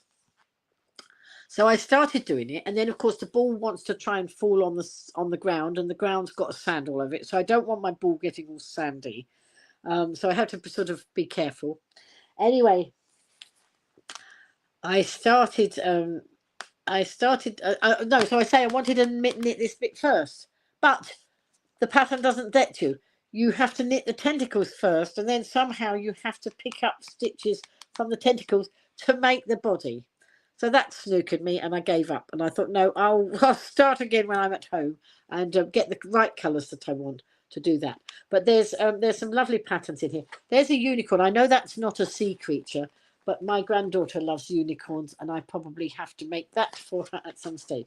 But there in here, there's is that a turtle? Is that a turtle? I think that's a turtle, or is it a tortoise? It's a turtle, Amelia turtle. So maybe it's a sea turtle. Maybe can do that one. I haven't got that long, but I've got not a lot of other things to do. Well, not a lot of going out. It depends. If I go out for too many coffees, I won't get so much knitting done. There's a seahorse. Hang on a minute, folks. There's a beautiful seahorse there. Look, can you see? There's a bit of lots of light shining. And what else have we got in here? There's a puffin.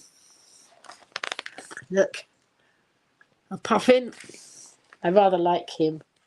What else have we got? We got big octopus and little octopus. I don't know if I've got anything else in here. I think there might. Oh, in one of the books I've got lots of things. Oh, this was an octopus. Do you remember? You might, if it's hang on. Don't think they're too fussed what they're called. No, I don't think they are. You might, if it's caffeinated and your fingers want to. Sorry, I've got a bit confused. Right. Oh, sorry, Heather, I was a bit confused. Look, I made that octopus before. Do you remember me making that octopus? Whoops, let's do it so you can. The light on my laptop is shining in, so you can't see the picture very well. Wait a minute, let's do it like that. There we are. Drinking a lot of coffee. Right, okay. Yes, so I was debating whether to do that one, but I have found so many different patterns. This is another one. Look, there we go. I've made this one I made one of these for somebody once who asked me to make an octopus. So there's that. This one is the knitted menagerie. Look, there's a whale on there, so I could have a whale of a time knitting that. Oh, haha. Yeah, there's a blue whale. Going to make it blue then. I've got lots of blue wool. That will work. Here's another puffin. This one's got another puffin.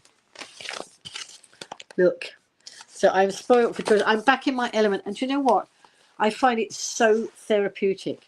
And even at breakfast the other day, I just made my breakfast and my hands were wanting. They weren't itching, you know, like scratchy. They were itching to pick up the knitting needles. I just wanted, you know, when I get into my creative streak like this, I just don't want to put it down. I like it so much and it's so therapeutic. So yeah, lots of really sweet things going on here. Oh, there's another. In here. There's another lobster. This isn't the lobster pattern I used. I found there's a lobster, but the one I started knitting, I did actually find it as a freebie online. No, it wasn't a freebie. No, I subscribed rather than buy Let's Knit magazine every month, and then you end up with this huge pile of knitting patterns. You don't want to throw any of the magazines away because you might need that knitting pattern. And I just wouldn't have the storage for it. So they have Let's Knit Together, which is an online knitting club, a knitting group, and they do lots of patterns on there. So I would say free patterns, but they're not because you subscribe. But the subscription is less than buying the magazine each month. So I subscribe to it, and then I can. All those patterns are there for as long as Let's Knit Together exists. And, you know, you can always download and print them if you want to. But I just went in there and typed in sea creatures and I got a few sea creatures come up. So that was good. So I don't know how many I'm going to get done in time, but I will have a go. And I just love it. I mean, I've not knitted a lobster before. You know, I mean, I hadn't had the call for knitting. I've knitted strings of sausages. I've knitted pizzas. I've knitted cakes. I've knitted all sorts of things, but I had never knitted a lobster before. Don't forget to tell us about downloading. Oh, yes. Right. Okay. I will. I'll tell you that in a second or two. And so walrus, is that a sea creature? A walrus. Do they live? Yes, I think they do. Do they? Some of these things I only ever knew from the zoo. Anyway, right. So knitting galore is going on. And then I'm going to be doing some smaller knitted projects, just little creatures and animals and little toys, teddies and things for Ryde Carnival's fundraising. But I said to what date, and I've got a bit longer for some of their fundraising. In between times, of course, I have been working on my friend's cardigan. Whoops, and now I'm sitting on it. So it is growing. This is the back. No, it's not the back. It's the back and the front. It's really a funny. I've never made a cardigan like this before, where you knit. This bit goes right round. So the body will be in here, and this comes round. This is the front and the back in one. That's why there were so many stitches on. But when you get up to up to the armhole. There is a hello, Elizabeth. Nice to see you. So when you get, I've almost finished this bit, and then I've got to cast off. But normally I would make start decreasing and making armholes, and a space for a sleeve to come in. It doesn't pattern like that. It doesn't. I don't know if I've got the pattern on here. But what you do, no, I don't think it's here. I don't know what I've done with the pattern. Hopefully I will find it. I hope I haven't lost it. It's probably over there somewhere. You just cast off. So I'm almost at the cast off point of the back. And then you start the sleeves and you knit the sleeve and up and a bit that comes down here, somehow like that. It's quite fascinating. It's not something I've ever done before, but it looks fun. And I'm really enjoying making this. I think I'm going to need to make myself something like this.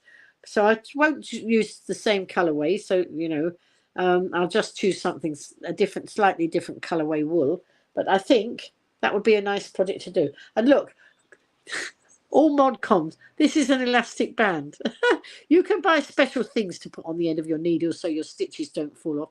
When I'm using shorter needles and not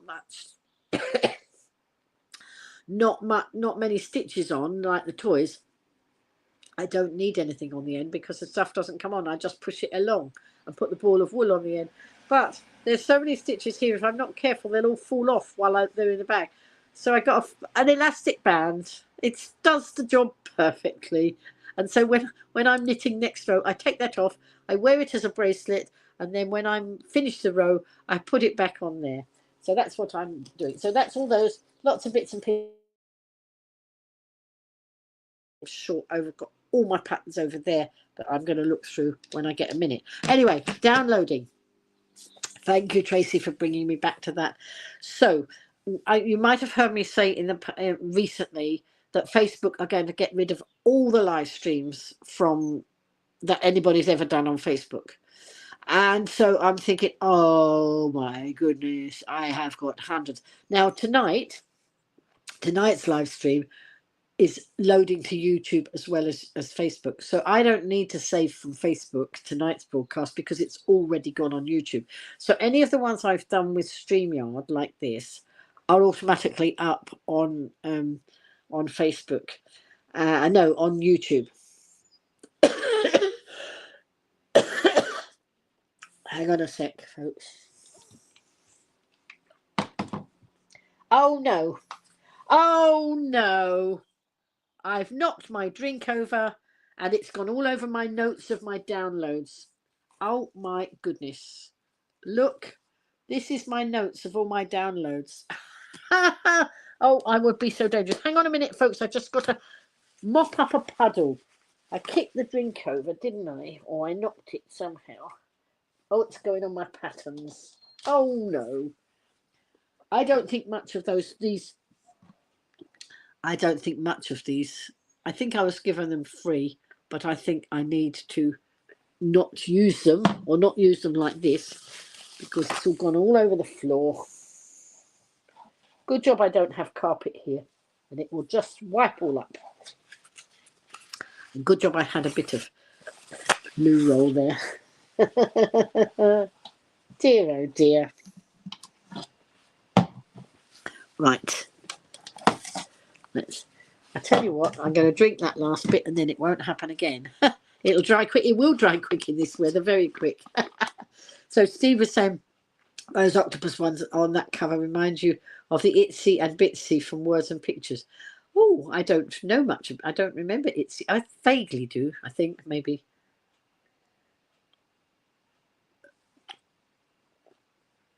Now I spilt it down my face. Oh no. What a oh dear, oh dear.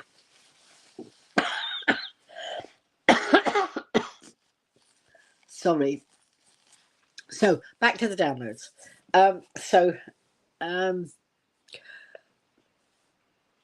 I just thought this. So at one point,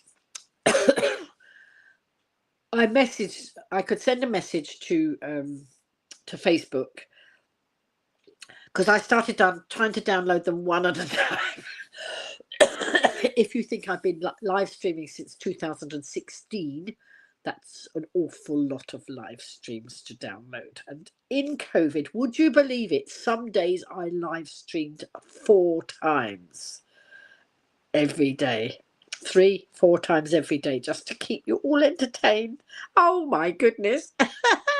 Anyway, I couldn't possibly do all this on my phone, as you know, which is why I wanted a laptop anyway, and it was just the time to get a laptop.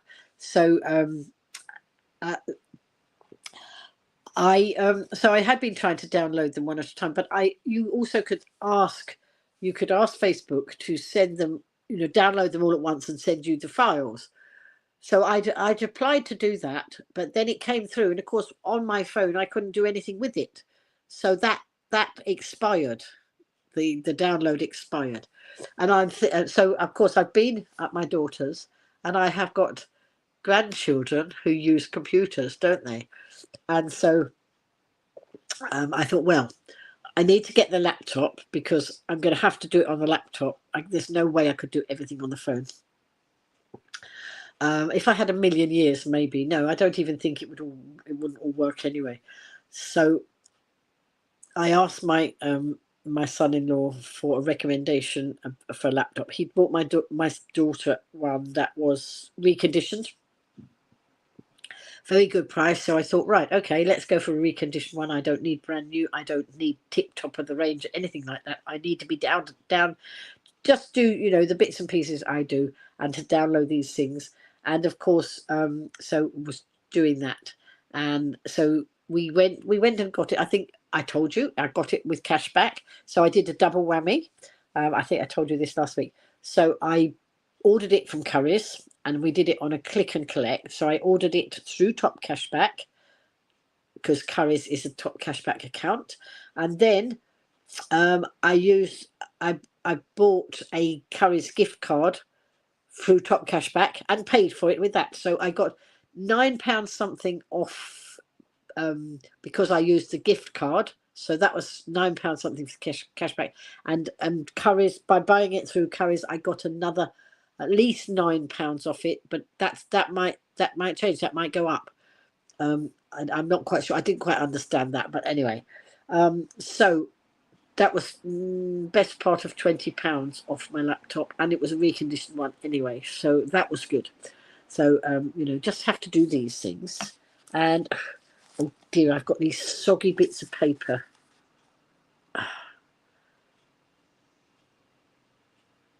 I'm not even sure. Oh, this is a list. This is a list. Oh my goodness, folks, I've just realized if this dries like this, I'm going to have to go soon and spread all these out, because this is a list of all my, it's lists of my downloads and what they were called, the names. Oh no, oh my goodness me. Let's see if I can peel them apart. Oh dear, oh dear. Oh, don't I get into some scrapes, folks? Whoops a daisy. Let's see if I can peel these papers apart. Let's try it on the dry side. That would be clever, wouldn't it? Right. I've got a cover on this sofa. I'll put them on here, and then I will end up washing the cover. It's oh dear, oh dear, oh dear. This is not one of my papercraft activities. Oh, how long did it take me to do? Well, we haven't finished yet, Steve. How long did it take me to do? How long is a piece of string? So, of course, whoops, hang on. They're all sticking together again. Oh, no. Oh, now they're tearing. Oh, dear. Let's put that one over there. That one over there. Oh, and it was only a little bit of juice, but it managed to spread a long way. Whoops. Nope. 0, dear. That's exactly one page. Oh, sorry, folks. Talk amongst yourselves while I sort my papers out. dear, oh dear. Whoops. There we go. There we go. Nearly done, folks. What a mess I get myself into, don't I? Oh, now I've dropped my cream on the floor. I mean my cream that I put on my arms. Right.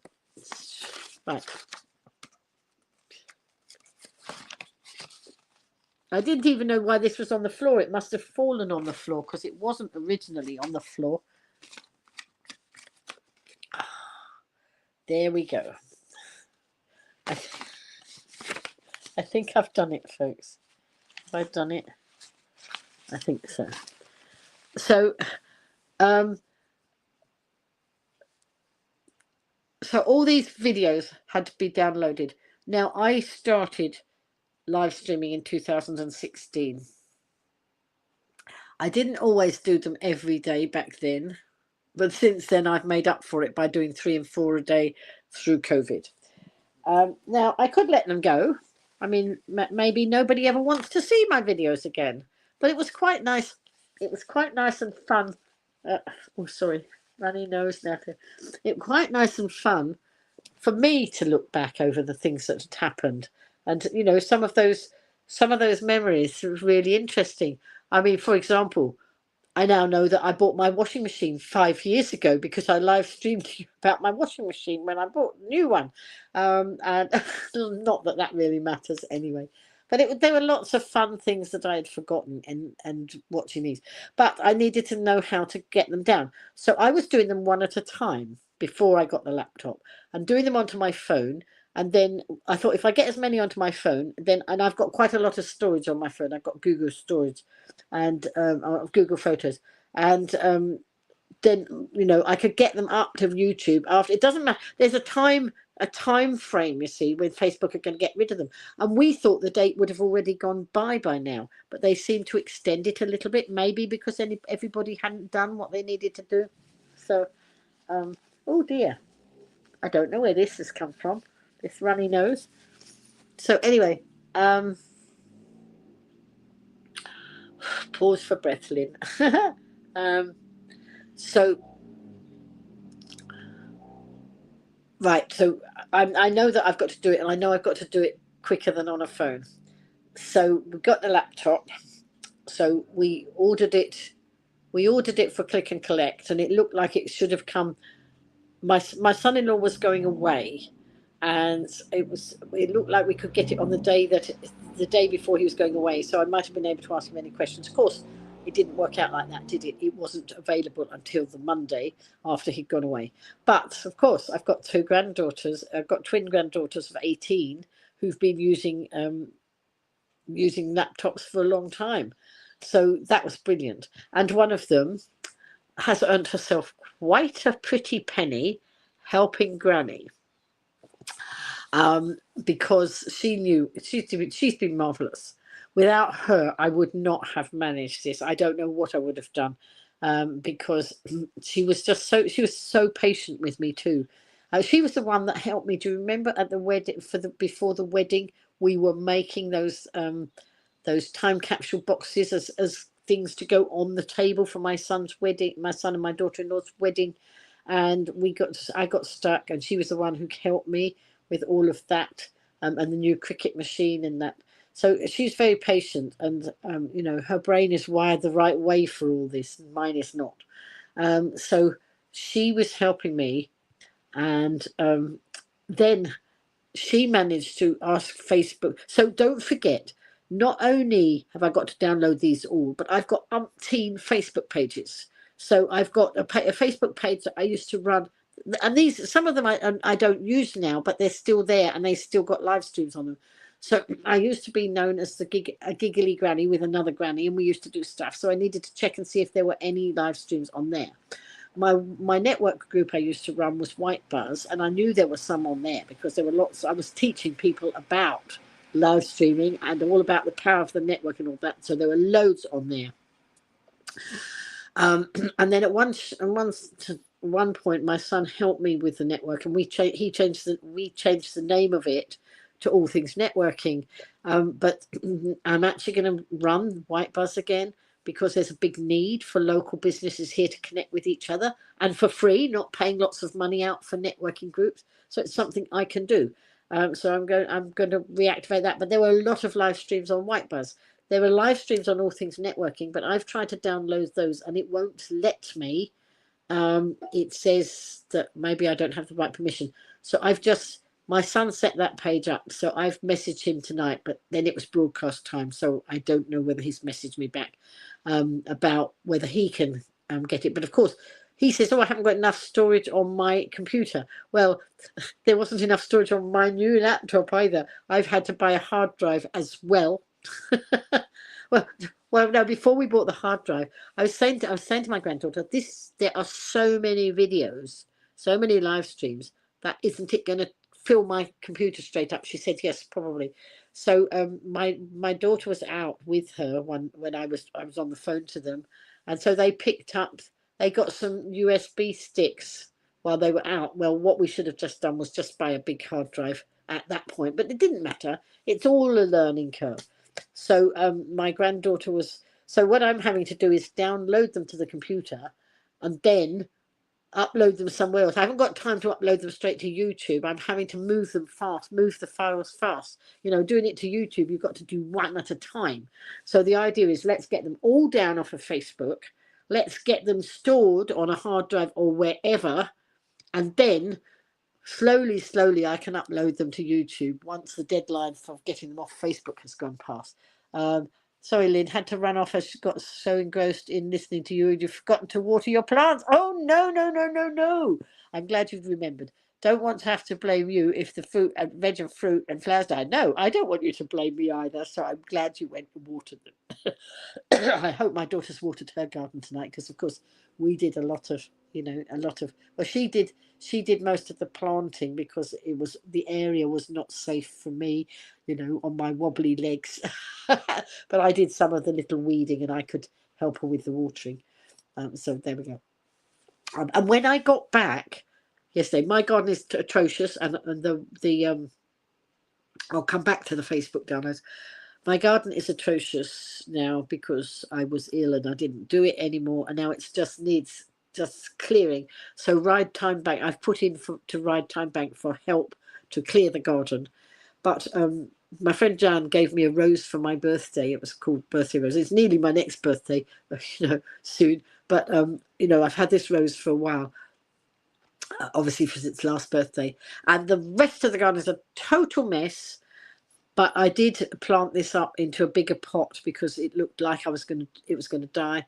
So I put it into a bigger planter before I went away one of these times, and it's just rewarded me with a beautiful rose on it as I came back. So they're mess all around the garden, and this beautiful rose just there. Although I've moved that pot next to my front door now, so I can appreciate it even more. Anyway, back to the downloads. So it wasn't long before I top, and we were nowhere near even half the downloads done. So I was telling you, we've got a Giggly Granny page. We've got I had Lilac Lil before I had Navy Nora, so I had to go and see if there were any on Lilac Lil. I don't think there was anything on Lilac Lil. The Giggly Granny page, there was Wight Buzz, there's lots on there. I had a page set up for my brother's Full Gospel Men's group, and I used to live stream for them. So there were one or two, not many on there, but one or two on there. They had to come down.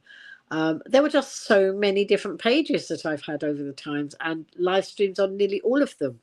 And bless her, my granddaughter, she went through all of these, and she then requested. So we were thinking the time was going to run out, and it said you've got, when you get the download, you've only got a certain number of days to do it, and then it expires. But she's managed to get them down, and they've sort of seemed to have extended the period. So I've got there's a lot now that I've got to get down by the 6th of July. They've given us different dates. Some of them are a few days, some of them are a bit longer.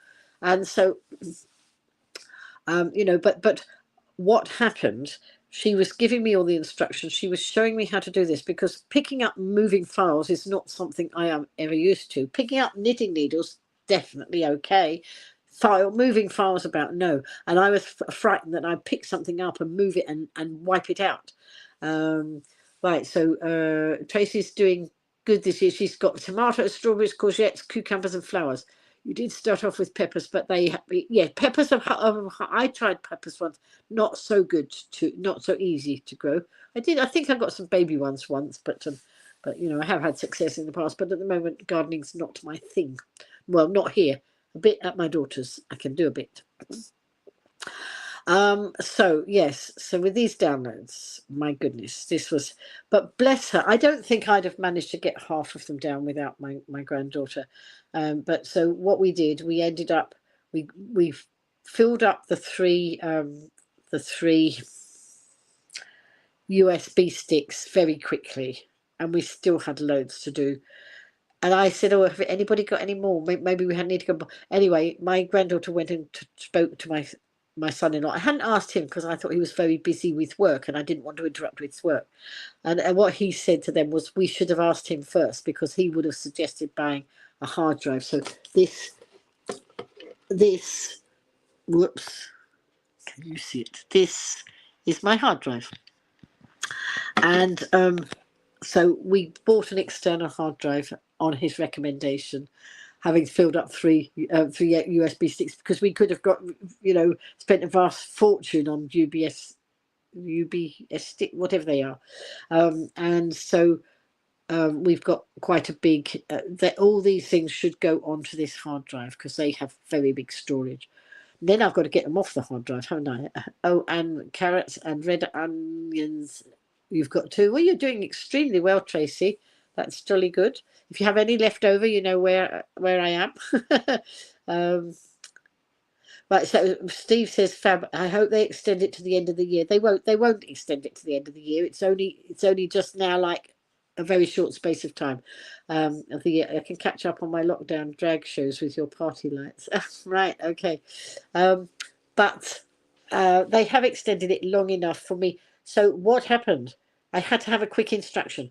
I had a phone call with my daughter before the broadcast, because the night before I was coming away, she was going to help me and show me how to. So she did loads of the downloading for me. They finished school, so she's at home now because they've done their A-levels. They don't have to be in school anymore. They've finished.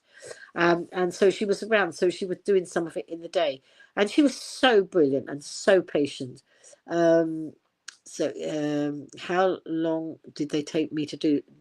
Oh, ages and ages. And these bits of paper that I've got all this juice on, these were the names of the live streams, because when I go live, sometimes when I was just going live on Facebook, I would try and put a title in the top of what it was about. It didn't always relate, because I ramble on about other things. But I wanted to know what those titles were. When we were downloading them straight onto the computer and then moving them, they came up with gobbledygook, all a row of numbers as the title. And I wanted to put a title in. And of course, if they delete the files off Facebook, I can't go back and look at them and say, well, what did I call this one, or what did I call that one? I would have to go through each one, listen to what it was, and then give it a title depending on what I was saying in it. So I wrote all the titles down, which is now I've spilt juice all over them, but hopefully I can still read that. Fortunately, it wasn't in an ink it wasn't with a pen, one of those old-fashioned pens with ink that smudge if you wet them. It hasn't smudged, it's okay. It's just wet. And actually, if I put them on the floor, they're going to stick to the floor, aren't they? Oh, I don't know. Wait a minute. Let's do this. Dear, oh dear, oh dear. Well, if I have to do it all over again, that would be it. Anyway. So, as I say, my granddaughter was doing very well. She was doing so much of this. But then she had to, once the computer was filled, you have to download them to the computer and then put them onto the hard drive. So, and then delete them from the computer so you can put more down onto the computer to do them up to the hard drive. So this is how we were going. So she was doing all that for me because she was so much quicker than I would be. Anyway, it got to Thursday night. I was coming back on Friday, and she was going to help me, and so she was done a lot. But I through the night on Thursday. No, on Thursday. That's right. She was going to help me more, and then we had a little drama because the next night it was their prom, and we had a drama over dresses. I won't go into that, but what we were doing, we were not worrying about my downloads because that was not the most important thing. The most important thing was having a girl who was happy at her prom in the outfit that she wanted to wear. Won't go into all the details on that one, but it meant that I wasn't doing the downloading. But it's not life-threatening. It's not the end of the world. She was far more important on that evening to get her feeling happy about the prom. So her mummy and I worked very hard on that one. And then she went to bed, and I thought, well, I'm going to try and do a bit more downloading. So I did download some more, and then it says your computer storage is running low. At which point I didn't know what to do because I didn't know how to move them. And she was going to give me the instruction on, was it on? No, I know she was. That's right. She was going to give me that instruction on Thursday night, and it didn't happen. So I thought, well, I think I might know what to do, but then I might end up deleting them without having got them into the right place. So I messaged her and I said, can you help me, talk me through it? So we had a phone call tonight before the live stream, before I came on and live streamed. She said, ring me when you get in, because I'd messaged her. Oh no, I'd messaged her and she hadn't seen the message. So I messaged my daughter, who then said she would tell her. So she did tell her. So she messaged me and said, ring me when you're back from Armed Forces Day. So I rang her, and of course the point at which I rang her, she had just sat down to have her dinner, because that's what happens, isn't it? And so I said, right, okay, ring me back when you've had your dinner. And I think I knew there was enough time for her to talk me through it before I had to do tonight's broadcast. And so this evening she did talk me through it, and I managed to move files and get them.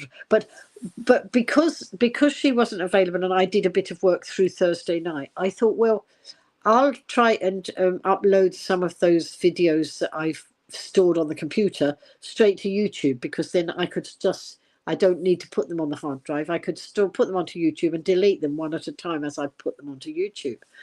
Except that they've downloaded it now. This is total gobbledygook to me. I thought that would be easy, just do this and do that. And when I tried to upload it to some of these things to YouTube, it says MP4 files are not supported, or something like that. And I thought, oh heck, I haven't got a clue now. So I'm not going to worry about getting them loaded up now. If I'd got them on my phone, they would just downloaded them to my phone one at a time. They would upload straight to YouTube. That was what I did before. Not a clue now. So I now have to. I tried to look on YouTube as to how to change an MP4 file into something else that would load to YouTube, but I didn't get an answer yet. But I've got time. Once they're all on the hard drive, somebody will be able to help me with that one. The crucial bit is getting them down, and I don't know how many hundreds and hundreds there are, but we're getting there. So I've got a few days left for some of these things. My granddaughter managed to get down the ones that were going to expire the quickest. So she told me the only ones left to do are the ones on Go Live Granny page, I think. And then the All Things Networking, I couldn't get a download on those because it said I hadn't established a page. So I've messaged my son, and hopefully he will. But he said he hasn't got room on his computer. So he, I think, was going to give me the permission on that page. I don't know. If we lose those, we lose those. We might not. Who knows? I've got so many hundreds of other ones, but it is what it is. So it's going to be a bit busy this week, folks, with files and knitting in between, because I can't do all that all the time. I have to have some knitting respite. And of course, I've got a lobster to finish and an octopus to make, you know. So anyway, I shall keep my beady eye on it and do as many as I can. But now I know how to do it. I think I might do a few before I go to bed, because she told me how to do it. But I'm the sort, if I don't do it now, I might then not process it very. Sometimes I'll have an instruction and I don't always process it very well. You know, I don't know if any of you have that. So, or I do it and then I have a gap and then I forget how to do it. But anyway, I'm going to do a few before I go to bed, just to get me into the idea of how I manage it, and you know, not to delete ones I shouldn't delete. So we'll see, but that's what it is. But so apart from that, this week I've got my well-being coffee morning on Tuesday, which I haven't been to for several weeks because I was away. So I'm doing that. I'm meeting up with Jan is going to be there. Jan, who used to run Isle Access and whose cardigan this is. She and I are going to. She wants something to discuss something with me. So we're going to be both at the same coffee morning, and then we're going to go, I think, maybe for lunch or a coffee together afterwards. Probably lunch, because it'll be lunchtime, and we found somewhere where we can get a nice jacket potato in Ryde, because we're both doing Slimming World. So we could get our jacket potato in one of the levy-paying cafes and support local. And so going to do that. And then I have got, tomorrow night I will try and go and live stream Derek Sandy. That would be lovely. And then what else? I shall be doing the community kappa on a Friday morning. I've missed that because I've been away for about 3 Fridays, haven't I? But also on in between that, this last week, a Friday I do Slimming World if I'm with my daughter. This week I probably have a weight gain. So last week I was Slimmer of the Week over at my daughter's, the group that I go to with my daughter. But of course, when I'm back here, I wait in the evening, not the morning. And unless I've done much of a weight loss, it will show a weight gain, because you're heavier in the evening than you are in the morning. But never mind. I've still got 3.5 off. I still feel good. And I met some people today I haven't seen for a while. They saw me a while back, probably when I'd taken off half the weight I'd taken off now. And I keep getting compliments when I keep bumping into people I haven't seen for a long time. And so it's got to be good. I mean, obviously there's still things with, all bodies get creaks and aches and things. And I still have things that, don't improve or won't improve. And I won't go into my whole mental, not my mental, my physical health. But it will never be as it once was, but I make the best of it. I don't dwell on the bits that don't work very well. I might have a joke about them, needing Navy Nora and all those things, but it is what it is. Have you got a busy week? So no, not if you want to meet up, Tracy. If you've got time to meet up, we should fit that in somewhere. That would be good, because don't forget, I've got knitting to do. So when I sit and chat with you having coffee, I could be knitting at the same time, as long as I look at the pattern in between times. Maybe I'll bring the easier knitting. Some things are much easier to do, not so fiddly to do when you're chatting. So yes, let's you suppose now you got to go to another, what have I got to do another shop? Yes. I will have to, but actually I'm going to do a small shop, because I've got a lot of stuff in the freezer. I've got a lot of tin stuff, so I might just do a small shop, some of the fresh bits that I need, and I need some more yogurts, because I do like my yogurts, and Muller Light yogurts are good on Slimming World, and I love those. So yes, I will have to do some shopping, but I'm feeling like it's going to be a very good, productive week. I feel very happy about the week ahead. And I had such a marvellous day today. It's such a good, I feel like I've already refreshed and recharged my batteries, ready to go again. Because, you have to do that, don't you? Everybody has to do that at some stage. And so having had a restful day yesterday and then a very wonderful day today, you know, I didn't find it very tiring today because I sat down lots. I sat down lots. I sat, you know, I paced myself very much. And of course, I met lots of people that I haven't seen in ages. So there were lots of catch up conversations. So that was really nice. That's a boost. I love that sort of thing, as you might know. So yeah, so it's been brilliant, brilliant, brilliant, brilliant. And of course, as I say, I got Slimmer of the Week last Friday, and my daughter's been doing well. She and I, you know, we sort of really help each other. We've both been doing very well on that. So I mean, it's taken a long, you know, it's not been a quick process, but I've enjoyed doing it, and I've enjoyed doing it slowly because I know doing it slowly will probably mean that I keep that lifestyle. I tend to keep that lifestyle and not go back. You know, if I stop going to, I won't stop going to Swimming World because I've set a target weight. I'm not going to say what it is. I set a target that I've already reached, or almost. Yes, I set a target that I reached. Then I set a lower target and a lower, like that. You know, I didn't want to suddenly say, right, well, I want to lose 4 stone or anything like that. I broke it down into chunks. So the next certificate will be 4 stone. Slow and steady wins the race. Absolutely, Tracy. That's how it has to be.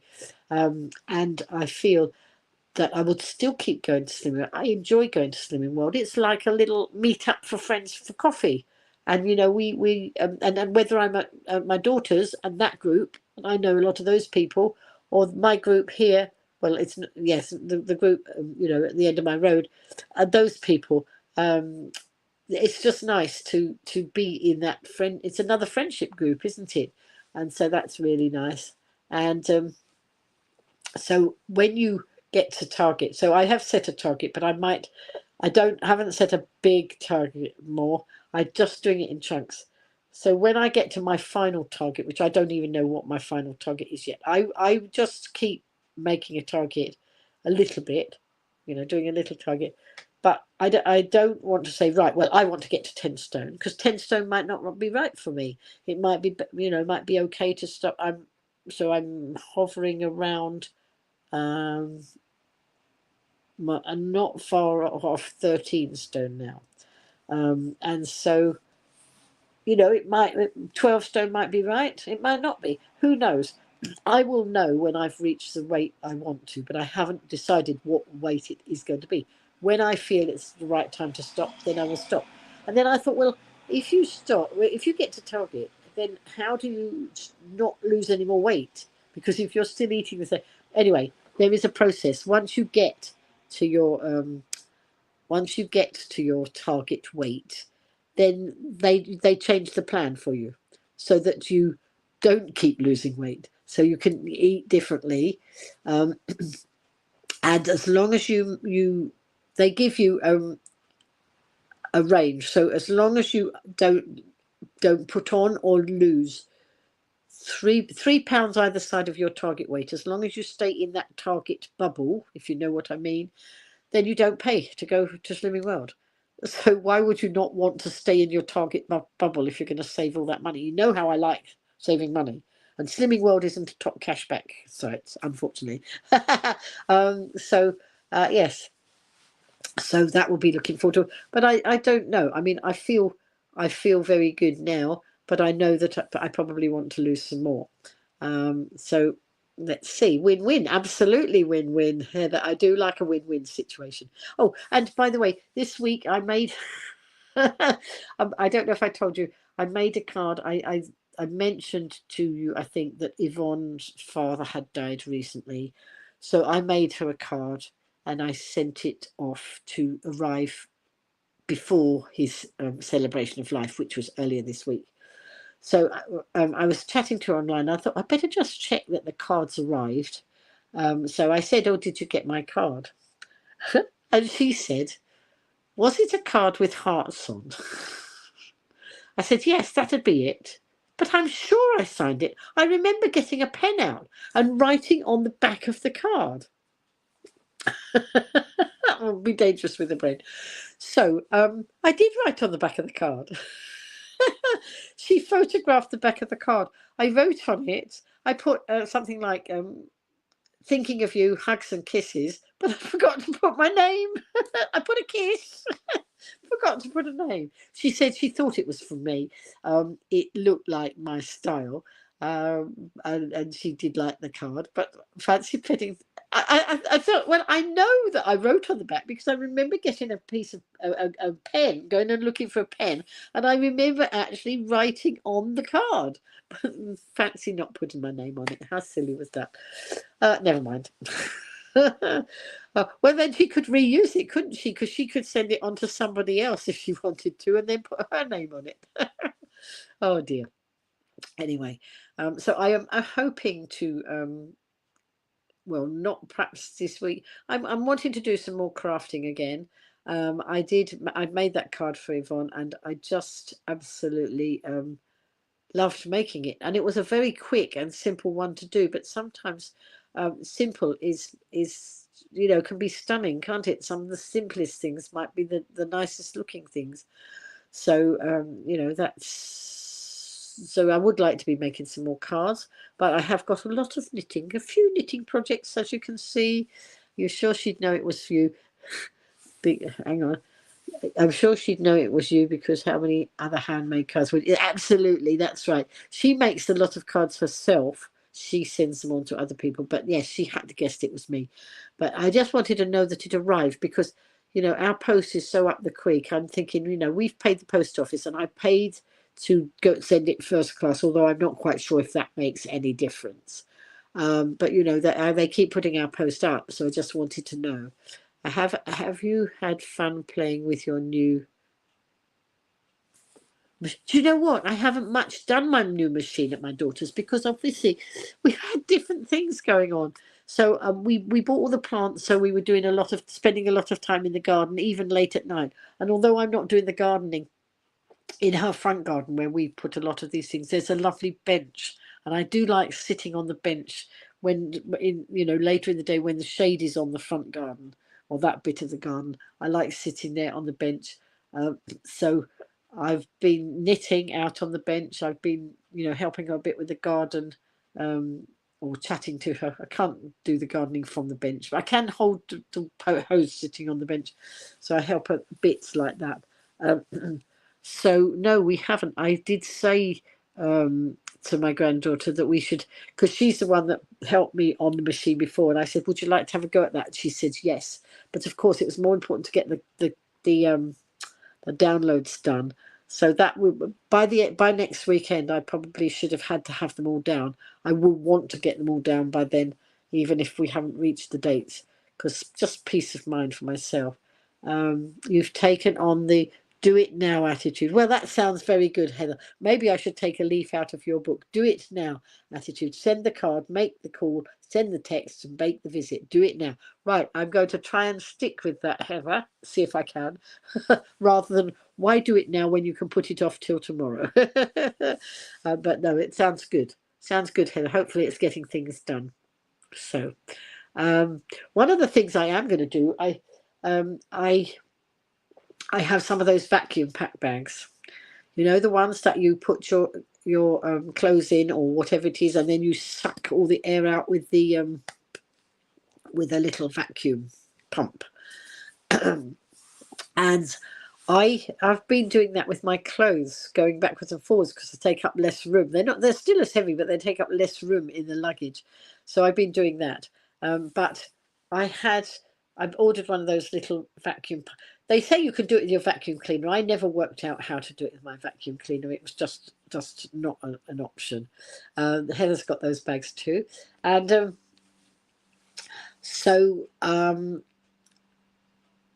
sorry, just having a little mental blip there. So I ordered one of those things, and the pump was at my daughter's, and so I thought, oh, I need to get one here so that I don't have to carry the pump backwards and forwards, because everything extra I put in my bag is all extra to carry. I don't always need to. It's like having a second home. Let's have some there and some there.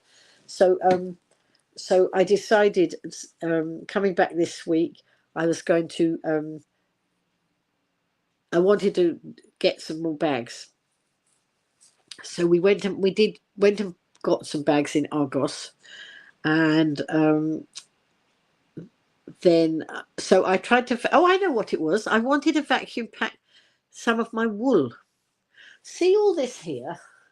That's wool all the way around there. I've got things sitting on sofas and things here that need putting away, and if I vacuum packed a lot of the wool, I could use the storage boxes for, I could put the wool maybe elsewhere, and put some of this stuff that's sitting on these sofas in some of these boxes, just making the better use of my storage. That's what it was.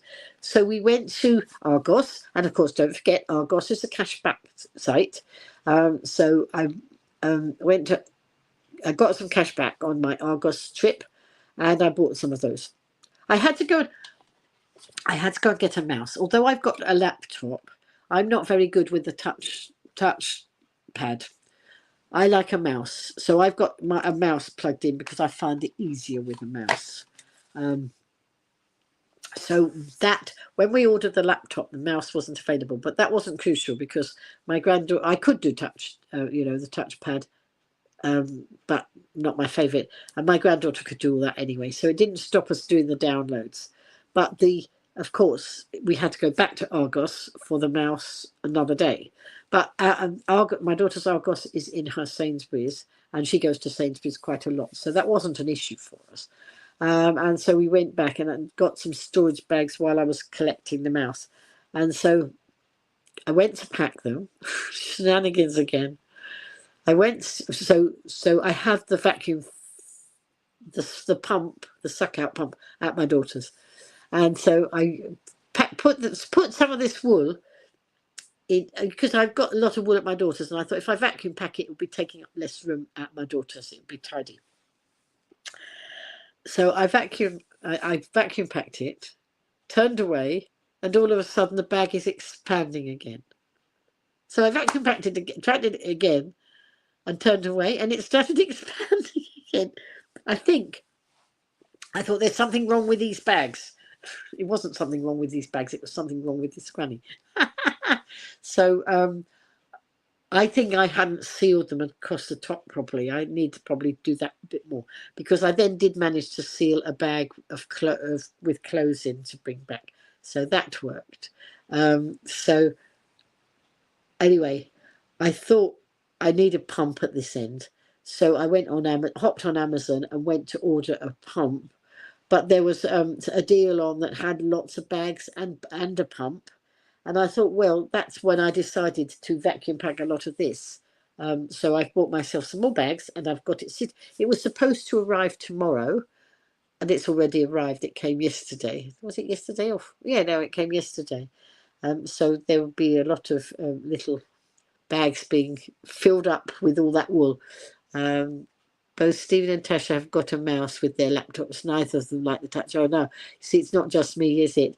It is so sensitive. And when I just had this idea that when I was trying to pick up a file and move it somewhere and then delete it, I might delete it before I'd managed to move it to the right place on the touch pad. Much easier with a mouse. So no, not a problem for me. But anyway, going back to the machine. That my crafting machine that I bought in. Oh, by the way, we went in Hobbycraft again. Oh dear. I'm a bit of a sucker, aren't I, for Hobbycraft? And normally I don't. Normally I just buy things when I don't know. I'm being quite good at trying to buy things that I was needing and to use. But Hobbycraft sent me some vouchers. I get loyalty vouchers anyway. But they sent me, there was this June sale, and was it June or I think it's expiring shortly, maybe the end of, no, I think it's a few more days. And if you spent £20, you could have £5 off, and if you spent £40, you could have £10 off. Well, I wanted to do I've got a lot of craft stuff at my daughter's, and I wanted some storage boxes. So I thought, right, now is the time to go and get some storage boxes. So my daughter dropped my granddaughter and myself in at Hobbycraft, and she went to Pets at Home. Pets at Home was over on the same estate. So we went into Hobbycraft and were having a look at the storage boxes so that I could tidy up. I tried to make tried to make a filing system with cardboard boxes, but they were not strong enough and they were all collapsing. And I thought, let's make this tidy so that when I'm there crafting, I can find my stuff. So we bought some boxes, and so what I did, of course, was split my order because I bought quite a few boxes. And I bought my granddaughter a few bits as well, and so I did one order for £20, and so I had £5 off the £20, and then I did the other order for £40, so I got the £10 off there. If I'd put it all together as one order, I only would have got the £10 off because it was £40 or more. But by playing the system, I did both, and then after I'd done my shopping, I had another £2.50 loyalty voucher appear on my Hobbycraft account. But do you know what? I forgot to use Top Cashback, because you can buy a gift card for Hobbycraft. They're not a Top Cash site as such, but you can buy a Top gift card, which is a Top Cash product for Hobbycraft, and I totally forgot. And so that doesn't always, it's not life-threatening, but in the past it would have broken my Weasley heart to have lost the fact. I think it ended up about £3 worth of Top Cashback I didn't get. But having said that, folks, I have earned well over £700, or had well over £700 of cashback, Top Cashback back. And that's what's already come in. That doesn't count the £20 I just had on my lap, nearly £20 I've had on for my laptop purchase, and so that's not bad. I'm quite pleased. And on Friday they had a bonus Friday, and my family, we all prompt each other when there's a bonus Friday. Whoever spots it first tells the others. So although I wasn't doing any shopping on Friday, well, I don't think I was. No, I can't remember. No, what I did was I bought a Top gift card to use later this week. I think I bought an Iceland one because I'm always in Iceland on a Tuesday when I'm home, because I get the pensioners discount, and that would be a good time to top up things. I top up when I'm, when it's best advantage to me. So there we go. So folks, did I miss anything out that I said? Come, tell me. I must mention that. I don't know if I did. I'm getting tired. I'm getting a bit like I need a drink, but of course I keep my drink over on the floor, so I haven't got one down here. Well, not a mess. It's still all over the floor. So I need to go get a drink. I need to do a little bit of wind down time. Maybe I might watch a little quiz program and do a bit of knitting before I never can go straight off to bed after doing a broadcast like this. I need a little bit of just down time, unwind time. So that's what I'm going to be doing. So this week I'm looking forward to lots of knitting and lots of file downloading. And the thing is, the file downloading, it's okay. It's a bit tedious, but every now and again I watch a broadcast that I did and it makes me laugh. Go and get a nice cup of coffee and relax. I think that's good. And Tracy, are you free to meet up this week? Let's message on Messenger and see if we can do that catch up. I've got a few people I want to catch up with, so let's fit those things in. So I'm here this week and next week, and then we'll see how we go. So thank you everybody who's come into the broadcast. I just love having you here, whether it's a lot of you or a few of you. You're all very special to me, and I do enjoy our little Sunday night chats. I enjoy chatting to you sometimes just at random when I'm like out on the seafront like I was today. So, all being well, I will be live streaming from here next Sunday, but who knows? Somebody else might have another plan for me. My plan A might not be plan A. I might end up with a plan B, as happens sometimes. Yes, Heather saying, go and unwind and sleep well. Thank you for your time with us, and thank you for joining me. And Heather said those were amazing, saving do you know, I've really just got this down to a fine art now of mostly getting all the savings and just doing what I can. But, you know, if I'd have done the Hobbycraft voucher, that would have been even better. But you know what? It is what it is. Sometimes it's just not, you know, not worth the hassle of beating yourself up over something you didn't do. So do I expect when I miss you due to watch? Wait a minute. Hang on. So do I accept when I miss you due to the watch the festival? Oh, that's right. Oh, yes. So Tracy didn't watch she didn't watch the live broadcast last week because she was watching the festival. I managed to avoid the Isle of Wight festival by being off the island. I'm not a festival goer, much as it might think I am. I'm not one for being in those big crowds. And having said that, I've been on the seafront with thousands of people today. But you know, I always think I might feel a bit claustrophobic in there. Anyway, it probably isn't like that at all. Anyway, it's not my scene. Festival's not my scene, but it is Tracy's scene. And she was watching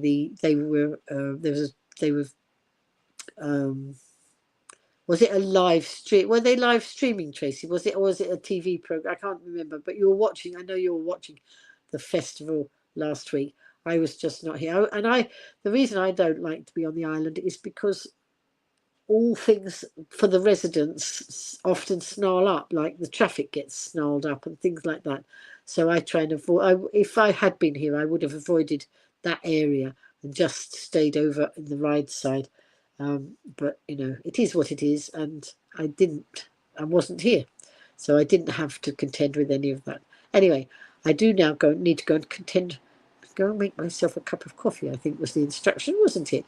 You wouldn't go there, and I avoid Newport like the plague when it's on, but I enjoy watching it. Oh, right, so you don't go to the festival. You've not been to the festival. But you like watching it. No, that's fine. That's the sensible way. If you like all that sort of music, the sensible way is to watch it if you can. No, that makes much sense. Anyway, I'm going to go now. I need to go and put some more cream on my arm. I need to go and have some coffee. I need to finish clearing up this sticky mess. Oh, and my papers are drying out. I've been so long on broadcast, my papers are starting to dry out. That's good. Because what I forgot to say was, I don't know if I said, but I've written the titles down of the broadcast because we are now having to download them all quickly, and none of them I'm not going to know what any of the live streams are called because there's no title moves with it. So it's just going to be, the title's going to be a load of numbers that don't make any sense. So that should be interesting, but you know, it is what it is. You never have been.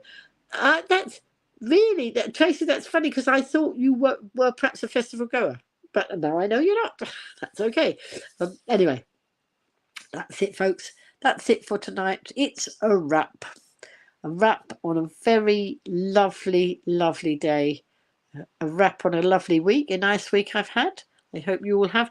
Hope you all have a wonderful week this coming week, and let's reconvene. Those of us who haven't seen each other in the meantime during this week, let's reconvene on Sunday at 8:15. Hopefully I won't be late. Hopefully I won't be distracted by watching my own videos, and that's why I was late on broadcast today. Naughty. Couldn't think of a worse place to go. Tracy, especially if it had been a rainy week, a festival. Usually they get nice weather for the festival. But then there was that year, wasn't there, where they didn't have a wet weather plan and it snarled the whole of the Isle of Wight up. People couldn't get to funerals. They couldn't get their children from school because John Giddings had not done a wet weather plan. And it was awful. But anyway, there now is wet weather plans in place. But still they have nice weather. That's good. Can't think of anything worse than being in a field with mud, with portaloos and tents. That sort of thing does not float my boat. But my own bed does float my boat. My coffee floats my boat. So I'm going to go. And thank you all for joining me.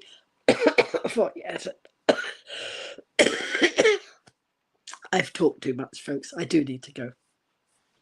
Bye, everybody. See you soon. Take care.